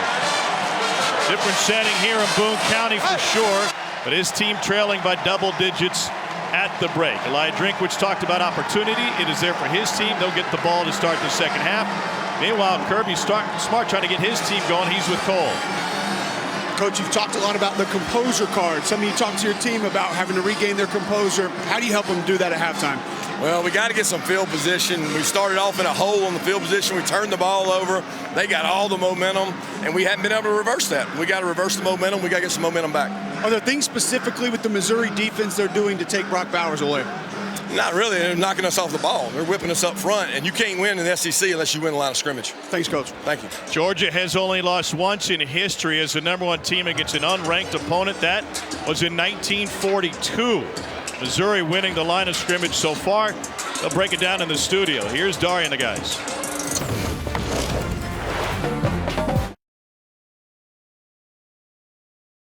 Back to SEC Saturday Night, presented by T-Mobile, Memorial Stadium, Faurot Field in Columbia, Missouri. They've never seen the AP #1 ranked team go down, and the Tigers heavy underdogs in this one with a 16-6 lead at the half. Welcome back. Tom Hart, joined by Jordan Rogers, Coach Kublik down on the field. Missouri seemingly has done a great job getting Stetson Bennett off of his game tonight. Yeah, a little bit of a shocker here, huh? I mean, Stetson Bennett has been playing better than any quarterback outside of maybe Bryce Young in the nation. He's been playing so good, and this defensive line for Missouri has been disruptive. They got the timing off, and I think there's been some chemistry issues on the outside, some timing issues with Stetson and his receivers as well. So it's all a bad recipe for what we're looking at right now at 16-6. Defensive coordinator Blake Baker knew they could impact Bennett without necessarily getting hands on him, but they've done both. Yeah, it's been a little mix of four-man pressures with Trajan, Jeffcoat, Isaiah McGuire, and then at times, Baker has dialed up pressures, cover zero pressures, five-man pressures, simulated pressures. He has not been afraid to sell out at times to disrupt the backfield, and it's paid dividends. Missouri will receive the ball to start the second half. A fair catch asked for, and that's where the Tigers will take it. And moments ago, Cole Kublik caught up with Eli Drinkwitz. Got some early momentum. How do you continue to keep that going for your team in the second half? Yeah, we can't worry about the scoreboard. We just got to keep going, taking it one play at a time. We got to keep attacking. A lot of creativity offensively. You bring in the extra tackle a few times. A lot of movement behind the line of scrimmage. Does that have to happen for you to continue to have success in the second half? We got to take care of the ball, convert third downs, and run the football. That's the formula every week. That's what we're going to do. Thanks, Coach. MIC. Now the biggest change for Missouri now, Dominic Lovett is on the field to start the second half. He left in the second quarter with an ankle injury. Brady Cook setting up a screen and a nice shake by Nathaniel Peak, and he's able to rip off 5 on first down. What kind of difference would a healthy Dominic Lovett make to this Missouri offense? Well, it's huge. He's been the guy that's generated explosive plays downfield, but just one play on, we watched him kind of jogging over to the sideline, and that right ankle looks stiff. It looks like it's spatted, which means there's tape on the inside and over the cleats as well. It's heavily taped up. We'll see just how effective he can be. Here's the stretch play, and they're able to get a couple of yards. Meanwhile, Cole, Georgia without Jalen Carter right now, that's a huge loss for the Dogs. Yeah, it's a right knee injury for Jalen Carter, and he has been ruled out by this Georgia staff for the rest of this football game. So tough blow for the Georgia defense. So both sides missing a key player. Third down 3. And Lovett checks back into the game. He's going to be the number 3 wide receiver inside, closest to the line of scrimmage. Right there. Barrett Bannister in motion. And trying to go over the middle, nearly picked. Great break on the ball by Dumas Johnson. At that time, they did send Lovett deep. Coverage was there. And Brady Cook just a hair late on this throw. It's tight zone coverage. This has got to come out on time. We've talked about timing.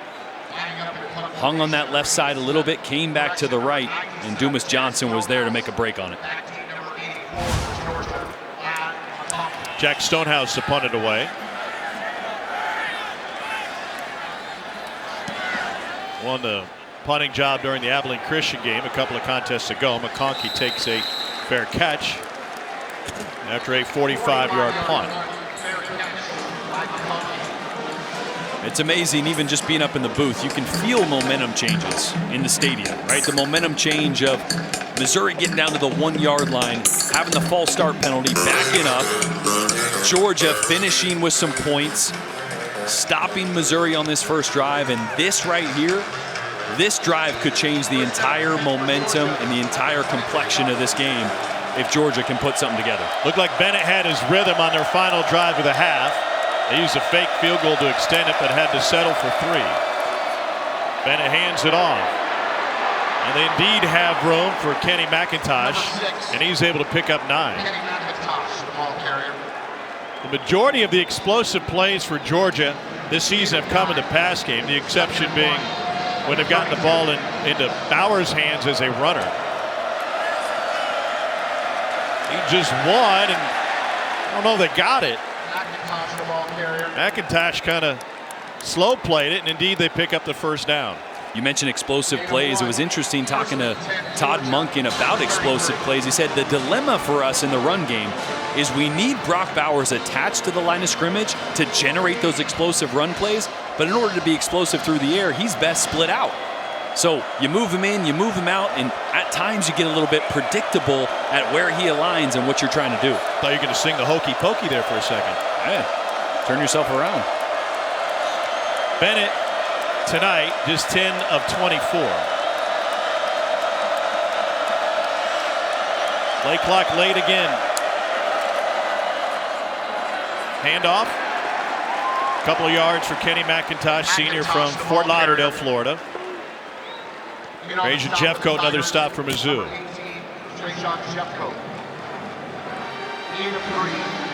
Georgia checks Darnell Washington into the game, and Bowers goes to the sideline. We have a couple Tech supporters in the press box. Did they pay you to slip that in? They got real excited for a second. No, we're not talking about a coaching search. We're talking about Georgia. Darnell Washington in the game at tight end with Bowers on the sideline. Play action. Bennett stands tall but leaves it high, trying to find McConkey.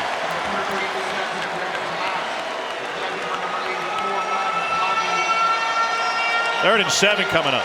Boy, handful of times now we've seen that ball come out a little high from Stetson Bennett. And a huge third down here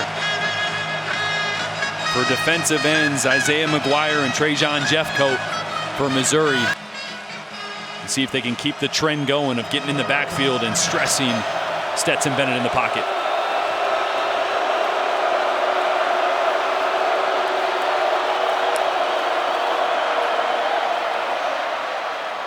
Complete to the edge, and that's good for the first down. McConkey comes up big again. 14-yard pickup. The former 3-star recruit.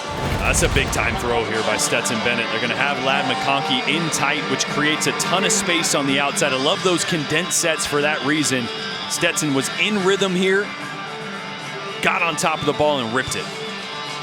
On top of the ball means that release point in his hand are coming from the side of the ball as opposed to being under it like a U shape. Occasionally when he misses high, he's underneath the football. Able to come to the near side, and another catch for Dylan Bell tonight. That one taken for 8 yards. Where is this Georgia offense at its best from a rhythm standpoint? I think it's when they use tempo a little bit, right? Anytime you have pieces like Darnell Washington and Brock Bowers, and you can get the defense in a specific personnel grouping, whether that's with an extra linebacker or a nickel back on the field that you like your matchup, keep them on the field by going tempo and don't allow them to substitute.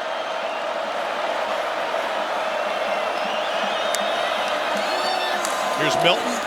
Found a hole and then made another. And Milton rips off an 11-yard rumble, and that'll be another Georgia first down. Oh, it's a great read by Milton. It's an even better block by Tate Ratledge, the right guard. Watch this kick out block. He's going to kick out the defensive end there and completely open up that hole for Kendall Milton. Heavy gap scheme for Georgia here in the second half, both in protection and in the run game.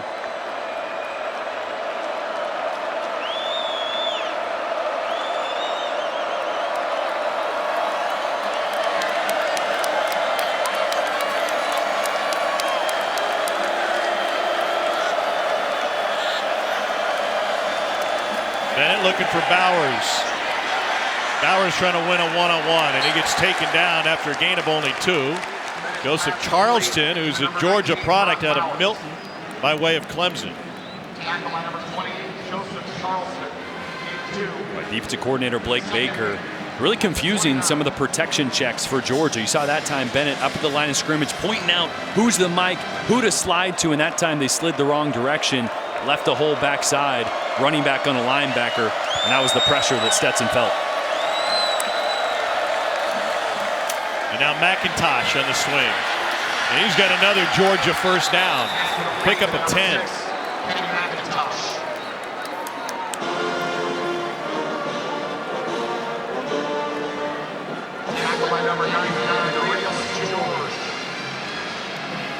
Missouri went 3 and out to start the half. Georgia took over. And the Dogs rolling along here, trailing. Trying to seize momentum, down 10.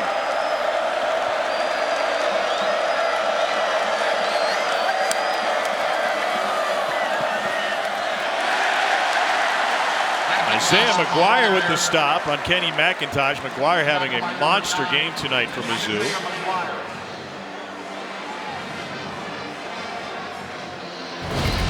That's his combination of length and speed.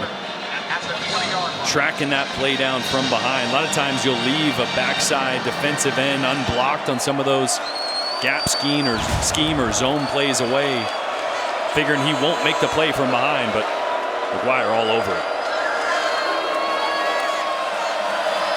Quickly to the wide receiver McConkey, and he takes it for a first down. It's really good rhythm here. Anytime you have defensive ends playing as well as Missouri's two are right now, start making them move laterally. Get the ball out quick to the perimeter. Make them stop their run or pass rushes, turn and sprint to the sideline over and over. Here's Kearis Jackson.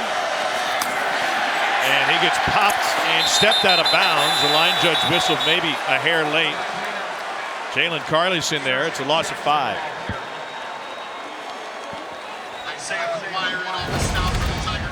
Oh, Jalen Carley's. Woo! That's one of those that you're coming downhill so hard, you're like, I don't need to wrap up. Got a little help to finish it off, but great aggressiveness by Carley's on the outside. 13th play of the drive for the Dogs. Pressure coming up the middle. Incomplete. And a flag coming. Bell, the receiver, Rakestraw, had the coverage for Missouri.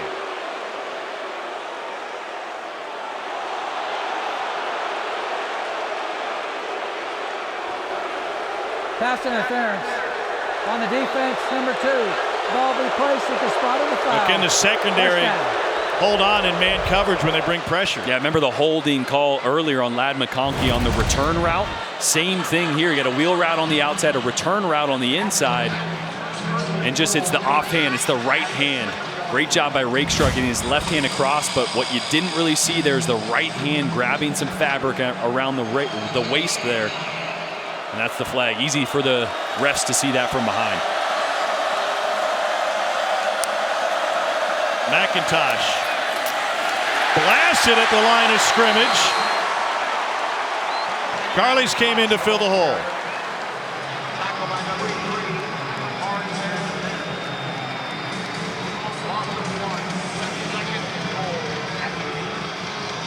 So a couple of negative yardage plays once Georgia got inside the 10, and it leaves them second and goal.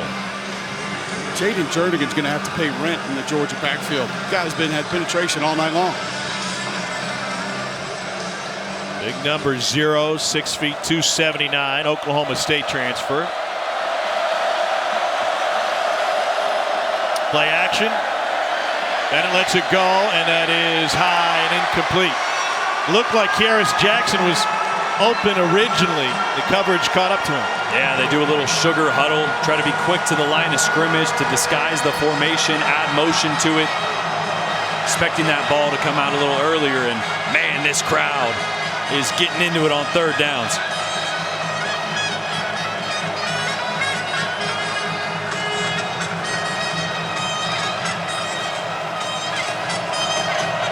'15th play of the drive.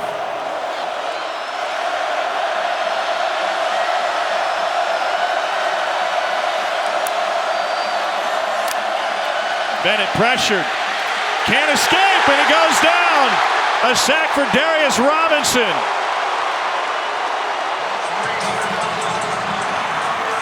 Oh, it was.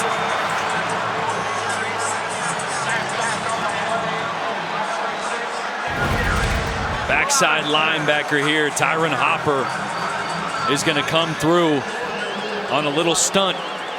You see the interior defensive lineman crossing the center's face to try to pull him and another offensive lineman away. Cedric Van Pran not able to come off quick enough. 29-yard attempt now for Podlesny. Hit a 33-yarder to close the half. Bad snap, good hold.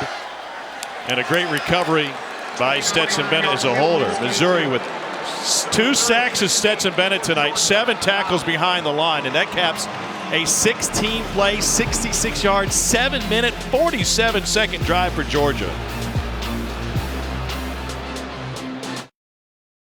John Emery breaking tackles, finding his way 20 yards to the house, 21 unanswered for LSU, who's got the lead on the Plains, 21-17 on ESPN, guys. It's why this league, Dari, is the best soap opera in all of sports. You never know. And it is always entertaining. Chance for a return from Missouri. Abrams drained out to the 24-yard line. What has Missouri done to keep Stetson Bennett off balance? Well, I think it's been a mixture of pressure, games up front, and the defensive ends have been fantastic. Cole, what did you learn that last Georgia drive? Well, I learned that they feel like they're going to have to go gap scheme a little bit more. I thought if Georgia's going to come back win this game, that was the drive you come out of, you impose your will. Yes, they got the run game going a little bit more, but it was more of a gap scheme. So pin and pull, which tells me they're not sure they think they can move this Missouri defense off the football. So you might can have success with that, but trust me, Missouri can make an adjustment and try to slow it down. Love it with a good sprint on that bad ankle in motion. Cook going deep. It is caught for Missouri, first down. Mookie Cooper, a gain of 45. And Tigers going tempo. It is a absolute ruckus out there right now. Cook trying to get everybody in the right spot.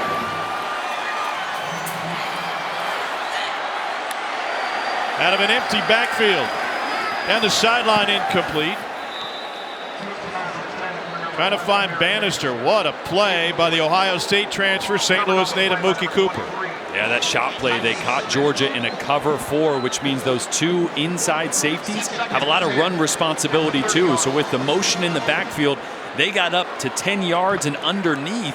And so Cooper was able to run by it with no safety help over the top. Eli Drinkwitz made a concerted effort recruiting-wise to get into the St. Louis metro area. It paid off, and it is paying off with that talent tonight. Daniel Pete thrown down for a loss on a big play by Warren Brinson. Watch these 2 safeties in cover 4 just come down with the movement in the backfield, which means Cooper has no one over the top, no safety help as he goes down the sideline. In great position and a great job by Brady Cook. We've talked about some inconsistencies in the deep ball of just giving his receiver a chance. After the loss, 3rd and 14.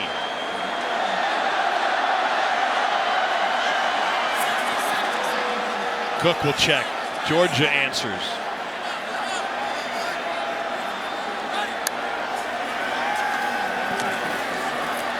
Incomplete. No flag. Eli Drinkwitz is beside himself. Luther Burden was the intended receiver. Drinks lost his headset, about to lose the visor. And he's got a case here. I really think Keely Ringo was early on this, coming from behind. Yeah. Ooh. Early contact. Meanwhile, Missouri having to settle for a long field goal here. 52-yard attempt from Harrison Mevis. Match is season long. Missouri trying to answer the Georgia 3. And Mevis boots it through. After a heartbreaking miss on a chip shot against Auburn at the end of regulation, Harrison Mevis is 4 for 4 tonight with 3 kicks longer than 40. Captain comeback tonight for Harrison Mevis.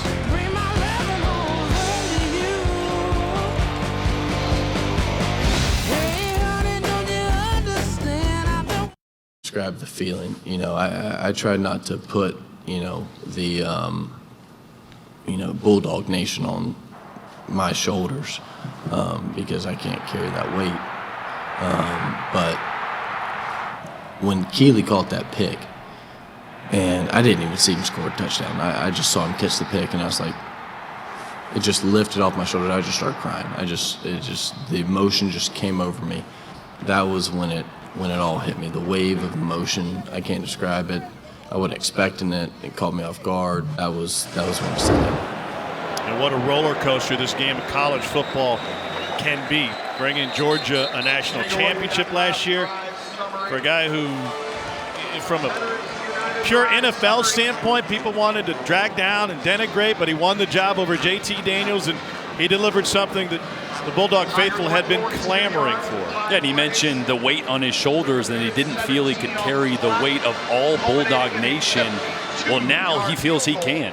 He feels he can carry that weight after the confidence that this team garnered from the championship run last year, and he individually.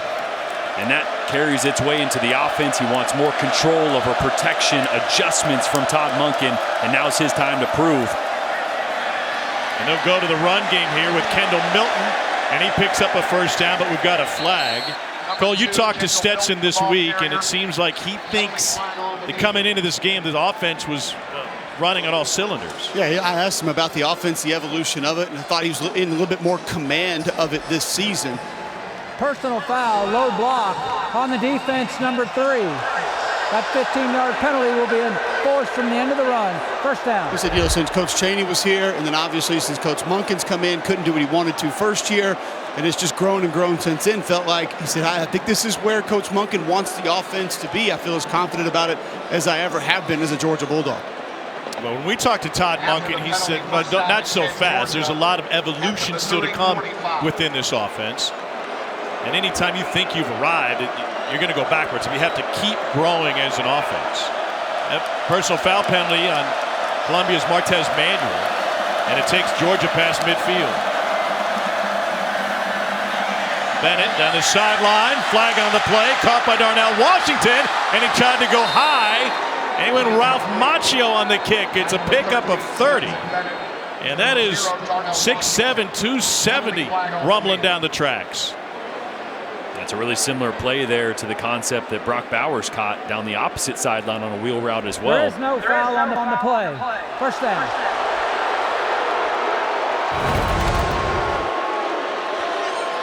So Bowers selling flat and working on the wheel route. And that's a big SEC linebacker in Tyron Hopper that he makes look like a DB. And also, that man's 285 pounds, and he's trying to hurdle people. Injured player on the field for Missouri. And we will step away for this timeout. Dogs driving down by 10. In studio, let's look at the road to the championship, brought to you by Mercedes-Benz. Jahmyr Gibbs of Alabama took the road from Atlanta. Georgia Tech to Tuscaloosa and exploded. Touchdowns in the fourth quarter of 72 and 76 yards rushing to help Alabama, even without Bryce Young in the second half, to a win in Fayetteville, guys. All right, thanks. Bryce Young will be the story. Story tonight, Georgia struggling in the red zone. A lot of movement. That should be on Georgia. Cedric Van Pran. False start. Offense, number 63. 5-yard penalty. First down. Meanwhile, it was Chris Abrams-Drain who was helped off the field after he took the kick on the failed hurdle from Darnell Washington on the previous play. And this was twofold injury. He took a shin to the head and then got stepped on by his own teammate on the ankle. That didn't look fun. No. It's a heavy leg that just drilled you in the face. Pressure. Bennett got rid of it. A little bit late behind.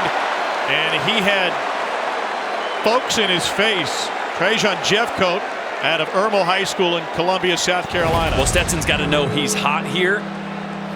He's got no one to block there, so you got to get rid of the fake. You don't have time to do the fake. You got to just catch it and get it to your sight adjust, your hot route, which is Darnell Washington there at the top of the screen right away. The fake slows you down there, not able to get the ball off accurately or timely.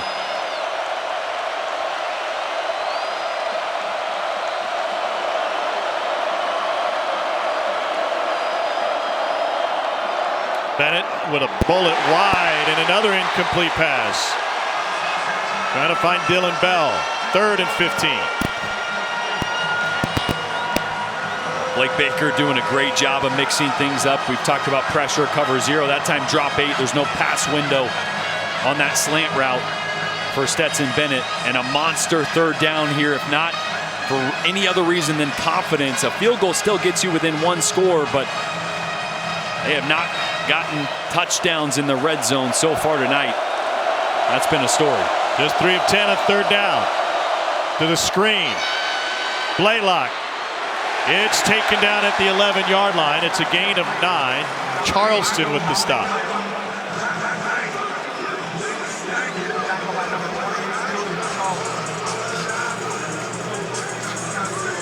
Stetson Bennett is the holder on the field goal unit. Jack Podlesny is 3 for 3 tonight.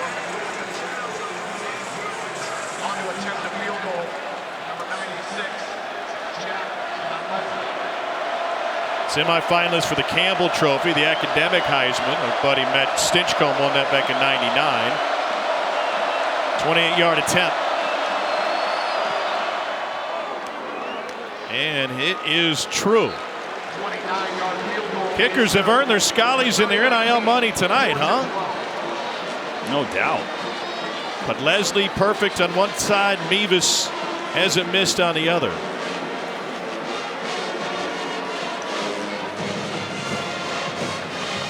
Go back to 2019 against LSU, the last time Georgia was held without a touchdown heading into the fourth quarter.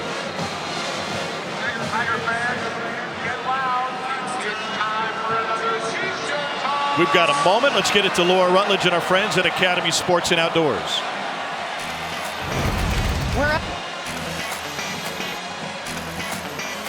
Wherever fun happens.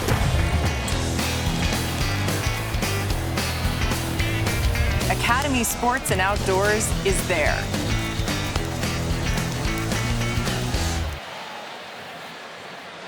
Number 1 on the ropes in the second half in Columbia, Missouri against the Mizzou team, whose only 2 wins have come against Louisiana Tech and Abilene Christian. Got blown out on the road in the Little Apple against Kansas State and lost in overtime in a mistake-filled second half against Auburn. That Auburn game, if you like kickers, was the one for you. It featured 11 consecutive punts at one point.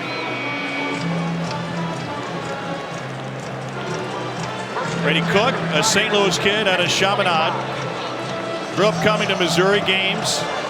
His mom a Missouri graduate after being a collegiate soccer player at Truman State.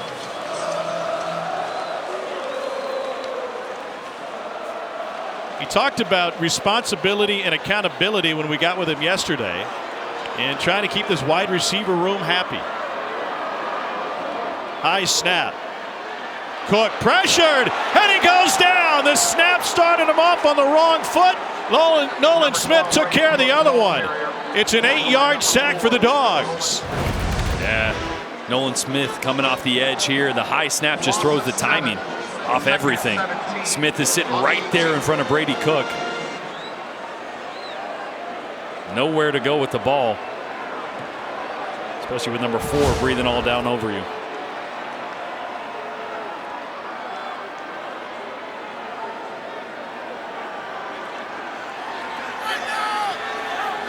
Georgia adjusting to Mizzou's check. 2nd and 17.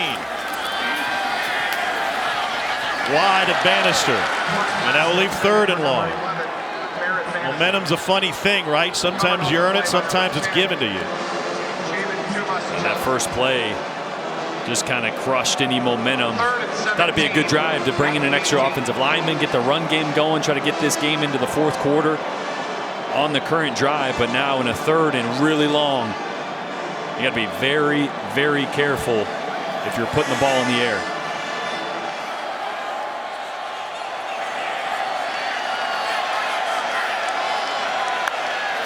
Pressure coming from the edge. Cook going deep. Contact, and there is a flag. It's Keely Ringo. Got away with it last time. This time couldn't stop Luther Burden without holding him.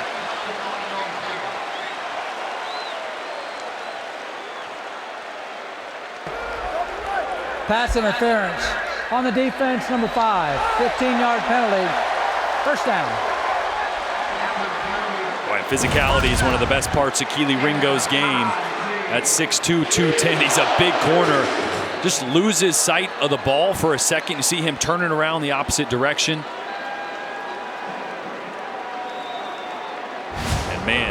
Did Missouri need that? To the ground game.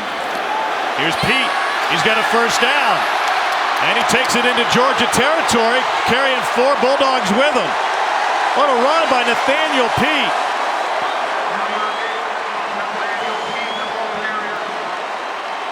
His mom and dad ran track at Wisconsin. His dad, now a bodybuilder, and looked like he took some weightlifting lessons from Pops. And that's that set where an extra offensive lineman is in the game. As you see right here, another tackle, 6 offensive linemen getting physical up front for Missouri. Big stop by Warren Brinson right at the line of scrimmage. That big zone stretch play that got him all the way down to the 1-yard line was one of those 6 offensive lineman plays. And that explosive run 2 plays ago, another one. Cole, do they become too predictable when they bring Membu in? No, I don't think so. You just extend the surface and you add another gap. That's what Eli Drinkwitz told us. He said we need that extra offensive lineman to create another gap. Getting fancy here. Cook throws it back. Here's Cooper looking for a block. And all of that just to get it back to the line of scrimmage. I think I held my breath there for about 5 seconds. I mean, that little reverse throwback or toss back to the quarterback, it takes so long to develop. It's like surviving a late night drive on Rock Quarry Road. Yeah. Come out for the better. We head to the 4th quarter. Faroe Field in Columbia, Missouri. Upset-minded Tigers have a 7-point lead on number 1 Georgia. In studio, 15 minutes or less, brought to you by Geico. And, well, it's less than 15 minutes that LSU needs to preserve a win on the road at Auburn. Look at this. Auburn gets tricky. Coy Moore throws it. Not a good idea of a pass. Harold Perkins picks it up. LSU hanging on to that 4-point lead, guys.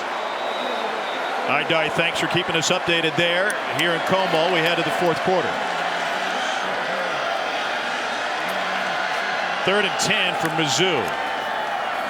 Shovel pass to Bannister, and he finds only a couple. Barrett Bannister has been around for a while. He's one of just 3 Tigers with a reception in 5 different seasons, joining Lamont Downer and the great Junebug Johnson back in the early 80s.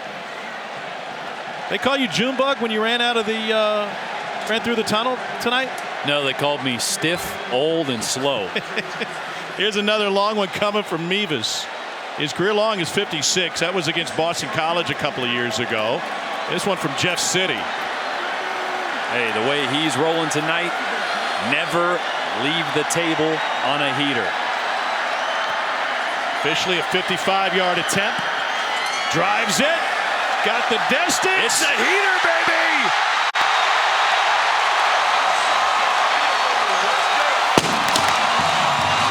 A game of redemption for Harrison Mevis, who left the Missouri bench stunned with his chip shot miss against Auburn.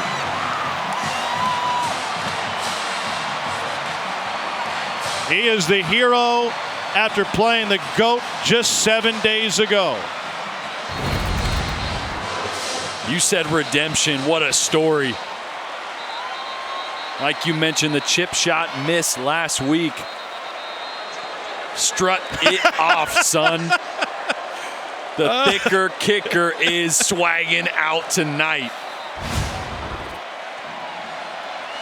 What a swing week to week. We asked Brady Cook, what'd you say to your guys who made mistakes late in that game? He said sometimes as a team leader, you just walk to the locker room and say, hey man, you okay? You don't need to talk to them about their mistake. You don't need to talk to them about what went wrong. They know.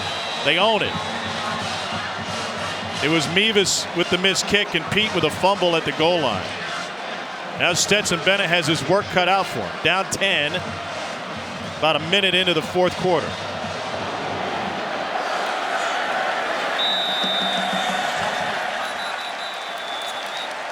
Stetson Bennett's taking some shots tonight. It doesn't look like he's quite 100% right now. He's had a lot of guys in and around his face as he's released the football. This is the following play after getting hit. Trying to work some kinks out, huh? Yeah, I was trying to see what it was. He got kind of sandwiched on that play. Maybe an elbow or just got twisted, but hey, adrenaline will kick in here in the fourth quarter. He'll be ready to go. Blitz from the edge. Bennett looking for Bowers, and he left it short. He got drilled again. Well, what a game plan by defensive coordinator Blake Baker. He is drawing up some pressure. Yeah, it's Tyron Hopper again coming off the edge. This is just one of those 5-man pressures. He's over the slot receiver, walks down the line of scrimmage right before the snap, and unaccounted for in the protection there. That was just getting a great jump. Yeah, he had the snap count. He went right as the ball was snapped.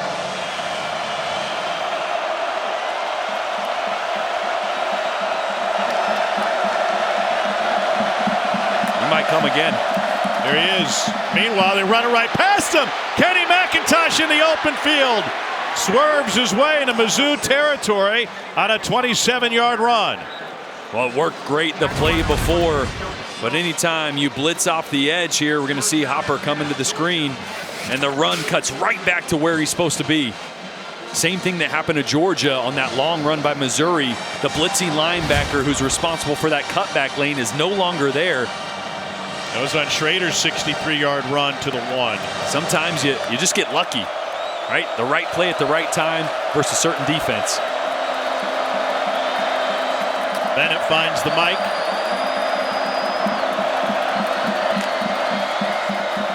Zoo brings 5. And an incomplete, just a hair behind Kearis Jackson. Cole, do you think Missouri's attempts to get in the passing lanes have impacted the 5'11" Stetson Bennett tonight? Yeah, I don't think there's any doubt. We asked Blake Baker about denting the pocket. He said, yeah, we want to try to push the pocket. We know that there may be a way to affect some of the throws. And then obviously you're going to have your overhang defenders sort of reappear in different passing lanes. Blake Baker's super creative defensive coordinator. Stacy Searles, the offensive line coach for Georgia. He told me, I was on staff with him at Texas. He's one of those guys. If there's a pressure out there, he'll find it and he'll run it. Pressure cost him 2 plays ago. Now 2nd and 10. Bennett complete on a tumbling catch by Marcus Jack Saint. A pickup of 15. Georgia's last win when trailing in the fourth quarter came against Cincinnati in the Peach Bowl in 21. They're just 5 and 10 under Kirby when trailing after 3 quarters. Bennett down the field. Darnell Washington got the ball and he delivered the hit. Man, he sent Charleston back 5 yards. Well, that's a grown man right there. Doing grown man things. Like catching a ball and making SEC defenders look like little children bouncing off you. Just another one of those real wheel routes. Georgia's really like the matchup. Their tight ends on linebackers running down the field and now hit that play 3 different times. Brock Bowers in the slot. Here's the run. Dejon Edwards crawls down to the 6.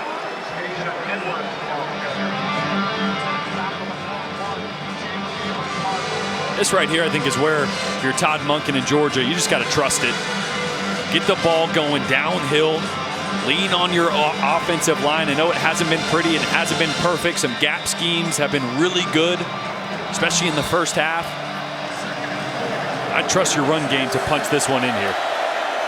They can still pick up a first down, 2nd and 4. Edwards is in the backfield. It's a pass set, though. They'll do that, looking for a screen. McConkey held short of the first down. It's a pickup of 3, and that will leave 3rd and 1.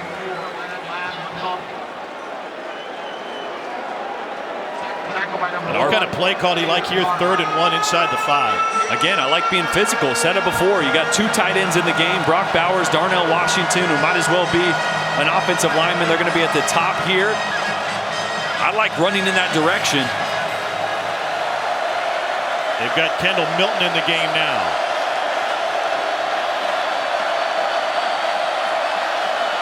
Here comes McConkey. He's going to add to the blocking scheme. They're going to run to the top there. Milton changes direction, and he gets stoned at the line of scrimmage. It's Carlisle again.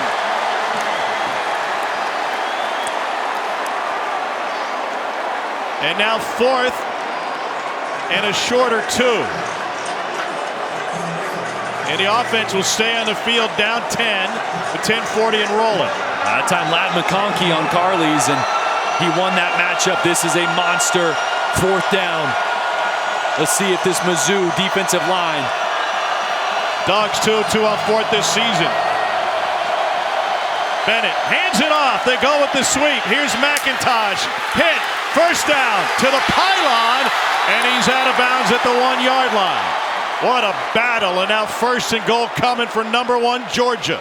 Boy, this play was so close to being blown up in the backfield. Great penetration there by Jeff Coat, and this is actually a heck of a play by Carly's to hit McIntosh and keep him from truly turning the corner there and getting 6.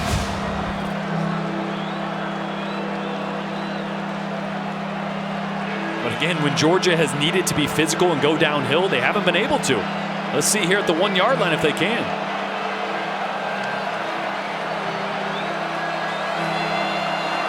Quickly to the line. Bennett will hand it off. Touchdown, Georgia. A plunge for Kendall Milton. Had just enough space.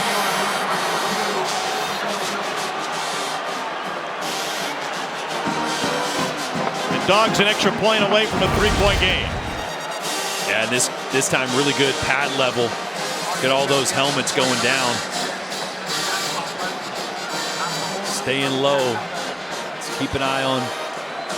Yeah. All those bodies there. Get Big Bear Alexander in the eye, paving the way for Milton.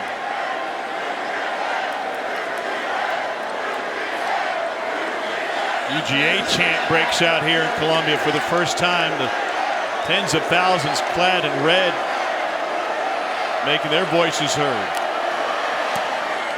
Point after good.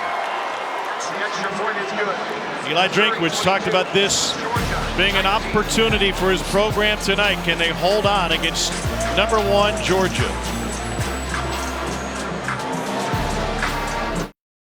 By Hurricane Ian. Donate at redcross.org/ESPN to help the Red Cross prepare for, respond to, and help people recover from this disaster. Our crew not immune to it. A couple of our crew members affected by the hurricane, Zip Zimmerman and Derek Lukes, both reside in Florida. They're with their families and safe this weekend. We miss them and look forward to their return next week. Help if you can. It is desperately needed. Georgia is closed within 3. And we take a look at our hometown connection, brought to you by T-Mobile. And Brady Cook, seemingly born for this moment. That is Brady at the Tiger Walk as a youngster. Who knew he would have his very own Missouri jersey one day? And now the Tiger Walk today, leading Missouri into this matchup with number 1 Georgia, and he has delivered tonight. 18 of 26 for 181. Can Missouri hold the lead and finish it off? Another high snap. Cook dumps it off to Bannister. Sheds the first guy. And he carries it just at the marker. We'll see where the spot is. Cole, have you noticed the high snaps from Connor Tollison, and how does that occur? First down, Mizzou. Well, sometimes you're just a little bit amped up. Sometimes it can be just getting a little over anxious, but also when you have to move laterally and get deep, that snap tends to get a little bit high. Tigers will run it, and a huge hole for Schrader again. This guy was overlooked by everybody coming out of high school in St. Louis at Lutheran South. Had to go the D2 route. Now he's got 17 yards to carry. Just mentioned Tollison. Watch this movement here by the center and left guard. Blowing open a big hole there. And a great job on the backside by Mitchell Walters as well, sealing the linebacker. Two-time All-State running back, a 4.0 GPA, now living his dream in the SEC. Again, lowers his head, picks up 3. Jordan, you just mentioned it. Lateral quickness, something that Connor Tollison brings, especially when that stretch play is going to be run. You're going to have some very difficult reach blocks. And right there you saw a defender in the A-gap. Tollison able to get all the way across, helmet across the defender, get that reach block that allowed for the cutback. And at 280, that's not your prototypical SEC center. No, it's not. And Coach Drinkwitz told us, we said, hey, he runs around some blocks sometimes, but that'll come. The physicality will get there with experience. On play action, Cook wanting to go deep. And that one is batted around and falls incomplete. Malachi Starks got a hand on it. And Cook ended up taking a hit. Smile Munden. Yeah, this is a green dog. So it's a late blitz by the linebacker, Munden there. Pretty good throw. Double coverage, though. It was a great recovery by Starks. Cooper had both. Is that a smart throw against that coverage? Well, when he let the ball go, Cooper was just ahead of both those guys. So yeah, it's a great read. It's a better recovery there by Starks to make a play on it. Blitz coming again, 3rd and 7. And that is caught. What a grab by Barrett Bannister, and a flag down in the backfield where Cook got hit again.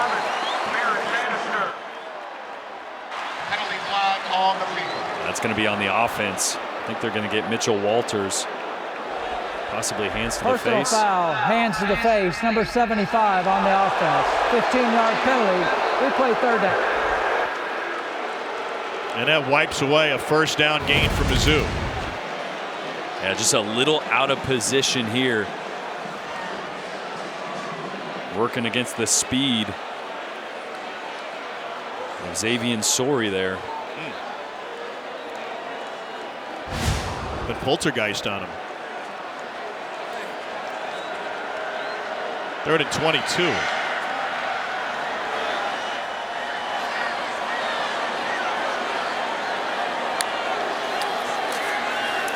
Cook finds Cooper. The Tigers will be forced to punt here about midway through the 4th quarter, clinging to a 3-point lead.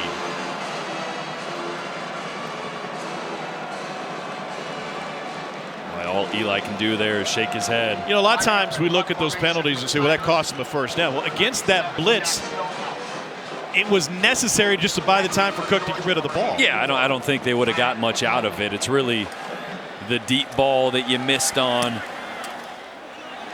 know, as a play call, you go, oh, maybe we should have just, tried to get 3 or 4 yards, set us up for a more manageable situation instead of taking the shot. But now Georgia going to have a heck of a chance to take the lead tonight for the first time on the shoulders of Stetson Bennett.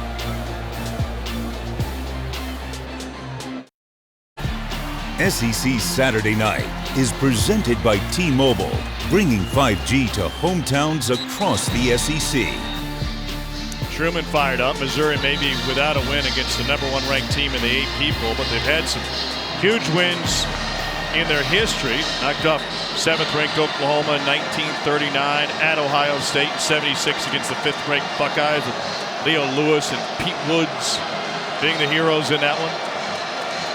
And against BCS #1 Oklahoma in 2010 with Blaine Gabbert at the controls. Saw those numbers for Stetson Bennett. Just 50% of his passes completed tonight. Came into the game completing 75%. Let's see if we can find a little bit of that magic that he's had all season up to here. Yeah, 7th best in the country coming in. Woo! Wow, what a lick. Laid down by Kenny McIntosh. Wow, listen to this.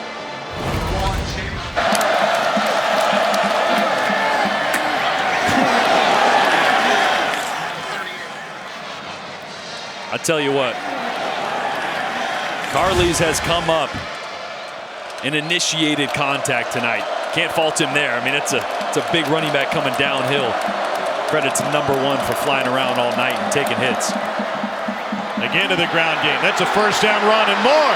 Kenny McIntosh finally gets corralled at the 40. Martez Manuel found him after a 22-yard gain. 6:34 and rolling. You're going to see Jalen Carles again fly down into the box from that free safety position and like a missile trying to make a tackle.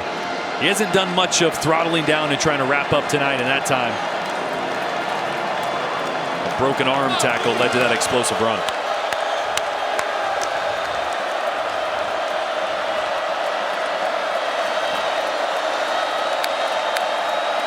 Tigers bring pressure. Bennett over the middle, complete for a first down. Rosemy Jackson. It's a 12-yard gain.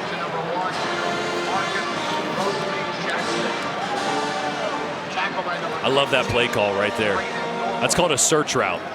So Rosemy Jackson actually has the ability to take the top off and it be a vertical stretch play and throw it deep if the safety is flat-footed. That time, safety over the top just ends up being a search stop route.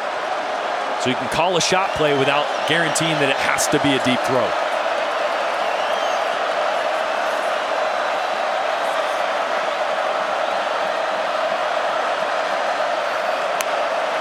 Four-man rush. Bennett has time. Caught at the 11-yard line. And a first down. It's Dominic Blaylock. And Mookie did some damage across the street at Hearn Center back in his day playing for Billy Tubbs in Oklahoma. A great pocket here for Stetson Bennett. Pressure comes a little bit to his right late. Really good anticipation on the dig route. This is where Missouri defense has been good so far tonight. Swing pass Edwards. And Martez Manuel with the stop for Missouri. It's a loss of 1.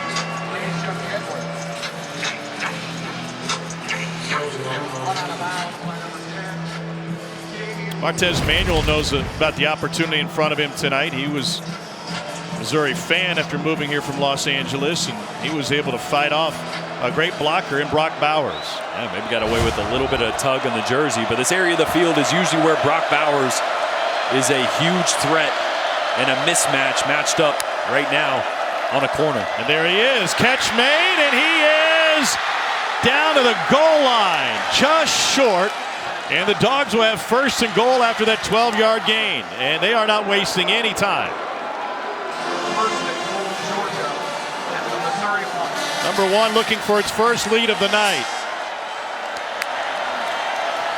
Edwards. In, touchdown Georgia. And number 1 finally has the lead.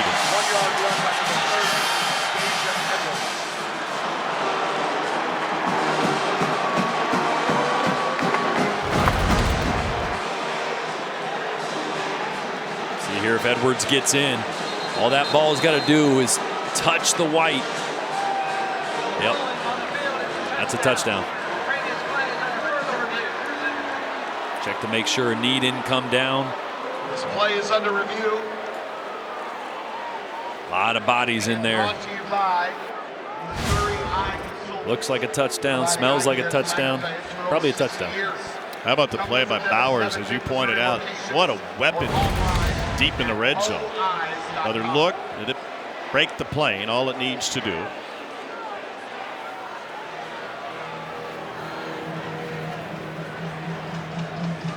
Ruled a touchdown on the field. You see head linesman running it. After review, the ruling on the field is confirmed. It's a touchdown. You mentioned Bowers down there. I mean, on that play, the corner's got to give him space. You can't press Bowers down there in the red zone. He's too physical. He's too fast. So you give him space. Then that allows you to throw a little slip screen and get Darnell Washington out there to lead block for you. It's just really unfair when you have 2 guys and 2 tight ends that are such a mismatch down, especially in the red zone. Podlesny is perfect on extra points this season.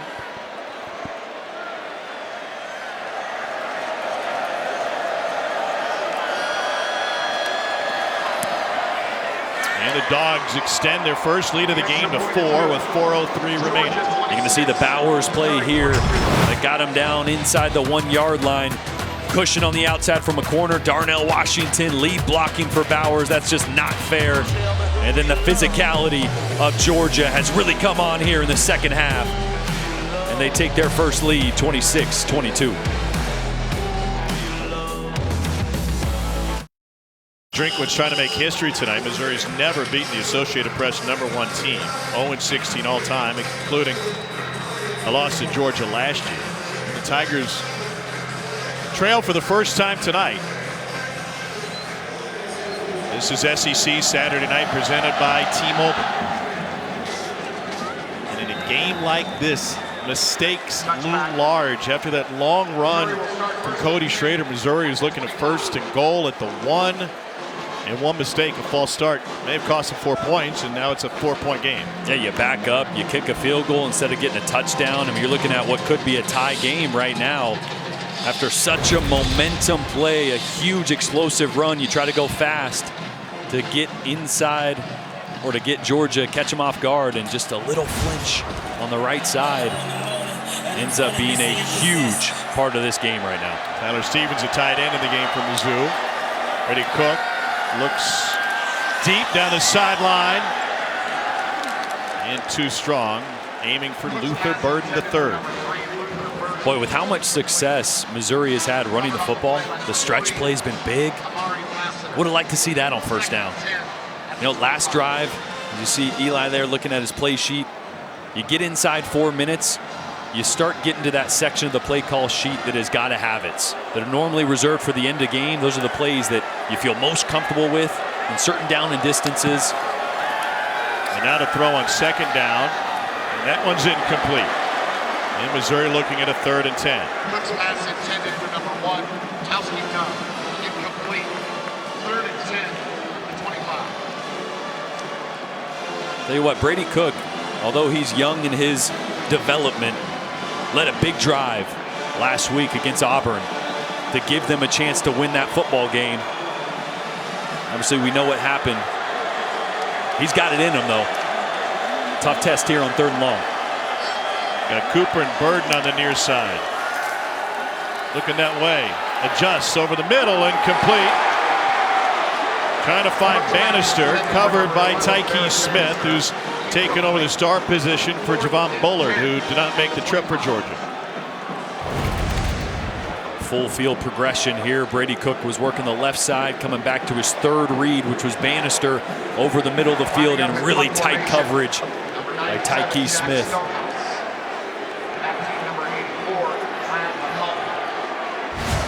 McConkey had some issues in the punt return game last week. And this is a low kick. And he'll take the fair catch at the 36-yard line. Georgia leading with 3:39 to play, and the Dogs have the ball. Mayfield had a monster first half. Georgia had to come from behind to knock off Oklahoma. That's their last comeback after a double-digit halftime deficit. And a Rose Bowl thriller in double overtime. Meanwhile, Georgia in this one has scored on its last 6 possessions. They have found their rhythm on the offensive side. After struggling early on in this game, let's see if this offensive line can physically take this game over. They are quick to the ball again. Missouri stands up Kendall Milton. Take us inside that huddle. You can see Stetson Bennett almost addressing each individual player before the start of this drive. Yeah, as a quarterback, you walk into that huddle. You say, hey, boys, we got 3.5 minutes here. We're going to finish this game with the football. And we're going to do it on the backs of our offensive line. We're going to be physical. Got to blow these guys off the ball, get push. But I tell you what, the sugar huddle there where they were quick to the line of scrimmage, some of the movement really shows you how much this Georgia team respects Missouri's defensive line. They've been disruptive, although Georgia's gotten the better part of them over the last 2 quarters. See if Missouri can stir up some of that magic again. Again, quick to the line of scrimmage. On 2nd and 9, toss to Edwards. Turns upfield. He's got a Georgia 1st down. Pickup of 12. And Tyron Hopper slow to his feet from Mizzou. They're quick to the line of scrimmage, and they have an overload. See on the right side of your screen there, so Missouri is late to get adjusted. Right? They don't know the formation until Georgia gets to the line of scrimmage, puts their hands down, and by that time Georgia's snapping it. That's how they got the edge so easily. Cole, Darnell Washington can block it a little bit, huh? Well, and it just shows you right there, all he's got to do is get in people's way. He's just so massive. He's a difficult being to run around. He doesn't even have to demolish you, but he has been an excellent blocker all season. Right back to it, overloaded on the left side. And another opportunity for Dejuan Edwards. That time he picks up 9. Georgia had a drive earlier that was a 16-play drive that took 7:47 off the clock. Missouri's going to have to start using these timeouts. And the Tigers do just that with 2:01 remaining. Not the play you want to use that timeout on, right? Yeah. 2nd and 1. And now Georgia's got the entire playbook at their disposal on 2nd and 1 with a guy like Bowers. Eli Drinkwitz and his team had the lead for the majority of the game until there was about 4 minutes to play. And Georgia finally looking like the #1 team that they are. Yeah, they are. Physically, they took over this second half, right? And they were getting dominated really on both sides of the line of scrimmage in the first half. It's really the mistakes by Missouri, right? The penalty down inside the 1. You didn't get a touchdown. It'd be a tie ball game right now. 3rd down penalty, overthrow. I mean, there's been some mistakes, and you can't make mistakes against the #1 team in the country. They'll make you pay, and they have in the second half. I guess it would have been folly to think that Stetson Bennett was going to stay out of rhythm for an entire game. As bad as their offense looked in the first half, they found a way to put it together. It might have been a fake field goal that kind of got him going. It was huge. That's a huge momentum play for sure. On 2nd and 1. There's a first down run by Edwards again. 1:59 remaining. Edwards, the ball carrier. Clock will stop again. Eli Drinkwitz uses his 2nd timeout. Some pushing and shoving afterwards. And Roderick Jones is saying, bring all the smoke.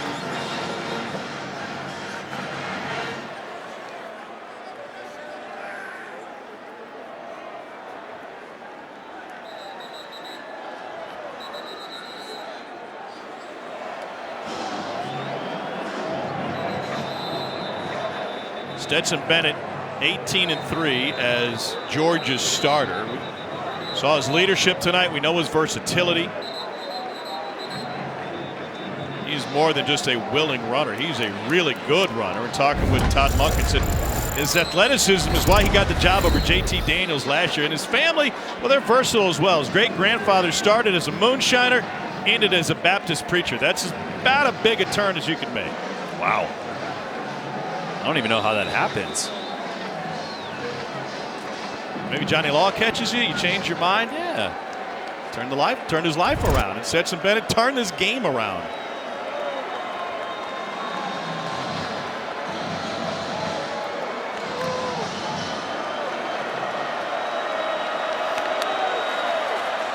Edwards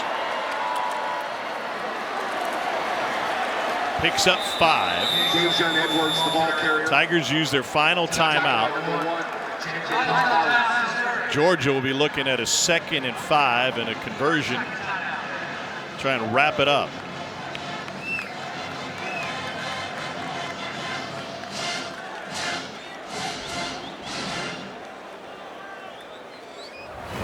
Stetson Bennett was stuck in mud in the first half, got it going in the second. A lot of pressure on him early in the game, and then he got in rhythm. And again, his legs are such a weapon. Made a few big-time throws outside the pocket, but it was really the rhythm throws just like that. Picking up first down, chipping away. It wasn't as many explosive plays tonight for Georgia. It wasn't fireworks. It's a lot of tough sledding up front and through the air. Stetson Bennett's battle-tested. He proved last year that when they needed him, he could play at a championship caliber level.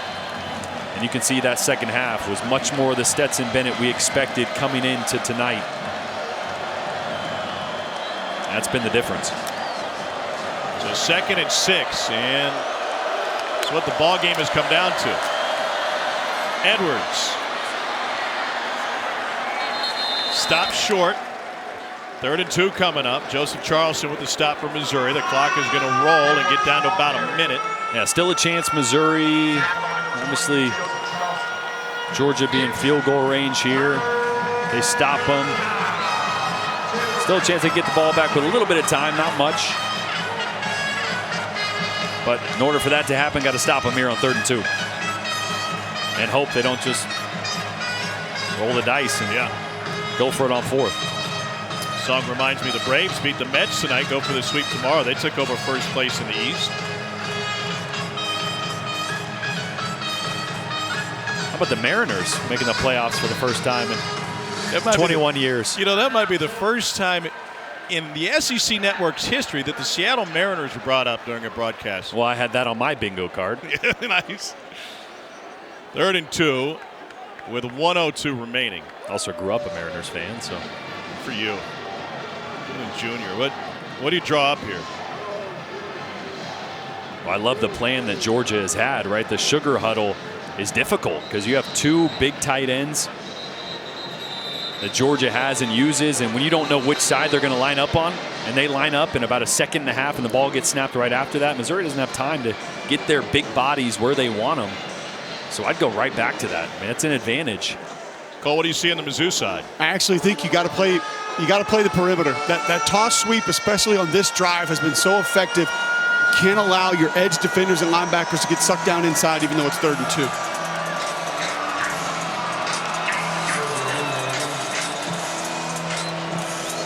Could be the ball game here. Stacy Searles' offensive line has paved the way on this drive. All 6 plays have been on the ground. Here's that rush to the ball again. Movement by Missouri. They hand up on the sweep. This is Edwards, and he's got the first down. And Georgia's going to escape mid-Missouri with a win. Victory indeed for Kirby Smart. And they'll be able to run out the clock.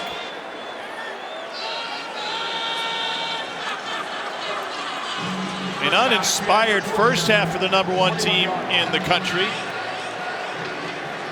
Kirby Smart's team took over in the second. Well, Eli Drinkwitz and this Missouri team gave Georgia everything they had, and that's back-to-back weeks where Georgia didn't quite look like the dominant force that we saw early in the season, but you go through adversity early on in a year, that helps you grow quicker. It's a young football team still, Georgia is, on the defensive side of the ball, a lot of inexperience, so got out of here with the win, and that's all that matters. Kirby Smart with a quick handshake gets his guys out of the scrum and get out of town as soon as possible.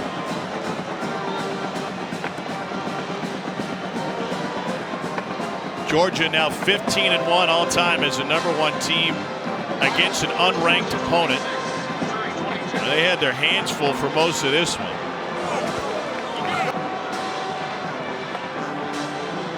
(26-22) is the final. Kirby said we learned a lot about our team last week against Kent State. Kind of an uninspired performance. They're on their heels for most of this one, but outscored Missouri 20-6 down the stretch. Kirby's with Cole. Coach, a lot of emotions after this game, but when you have to fight that hard to get a win on the road, it's expected. Well, I didn't hear you. Was it expected? I said a lot of emotions after this game, but when you have to fight the way that your team did to get a win on the road, it's expected. Oh, absolutely. There's a lot of emotions. It's hard in the SEC, guys.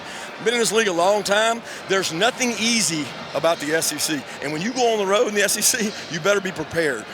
Felt like there was an adjustment offensively to go more gap scheme run in the second half. Why was that so effective? Well, it helped with the penetration they were getting. You know, sometimes penetration can hurt you. We run some of the zone plays. Did a good job. We weren't very efficient all day. Defense played their hearts out. We got a lot of things to figure out on offense. We got to get better at running the ball. Got to be more explosive. We got to get some wideouts back. We discussed composure at halftime. How much of that did you see from your quarterback Stetson Bennett in the second half to be able to help lead you to a win? Well, he didn't play his best game. He'll be the first to tell you that.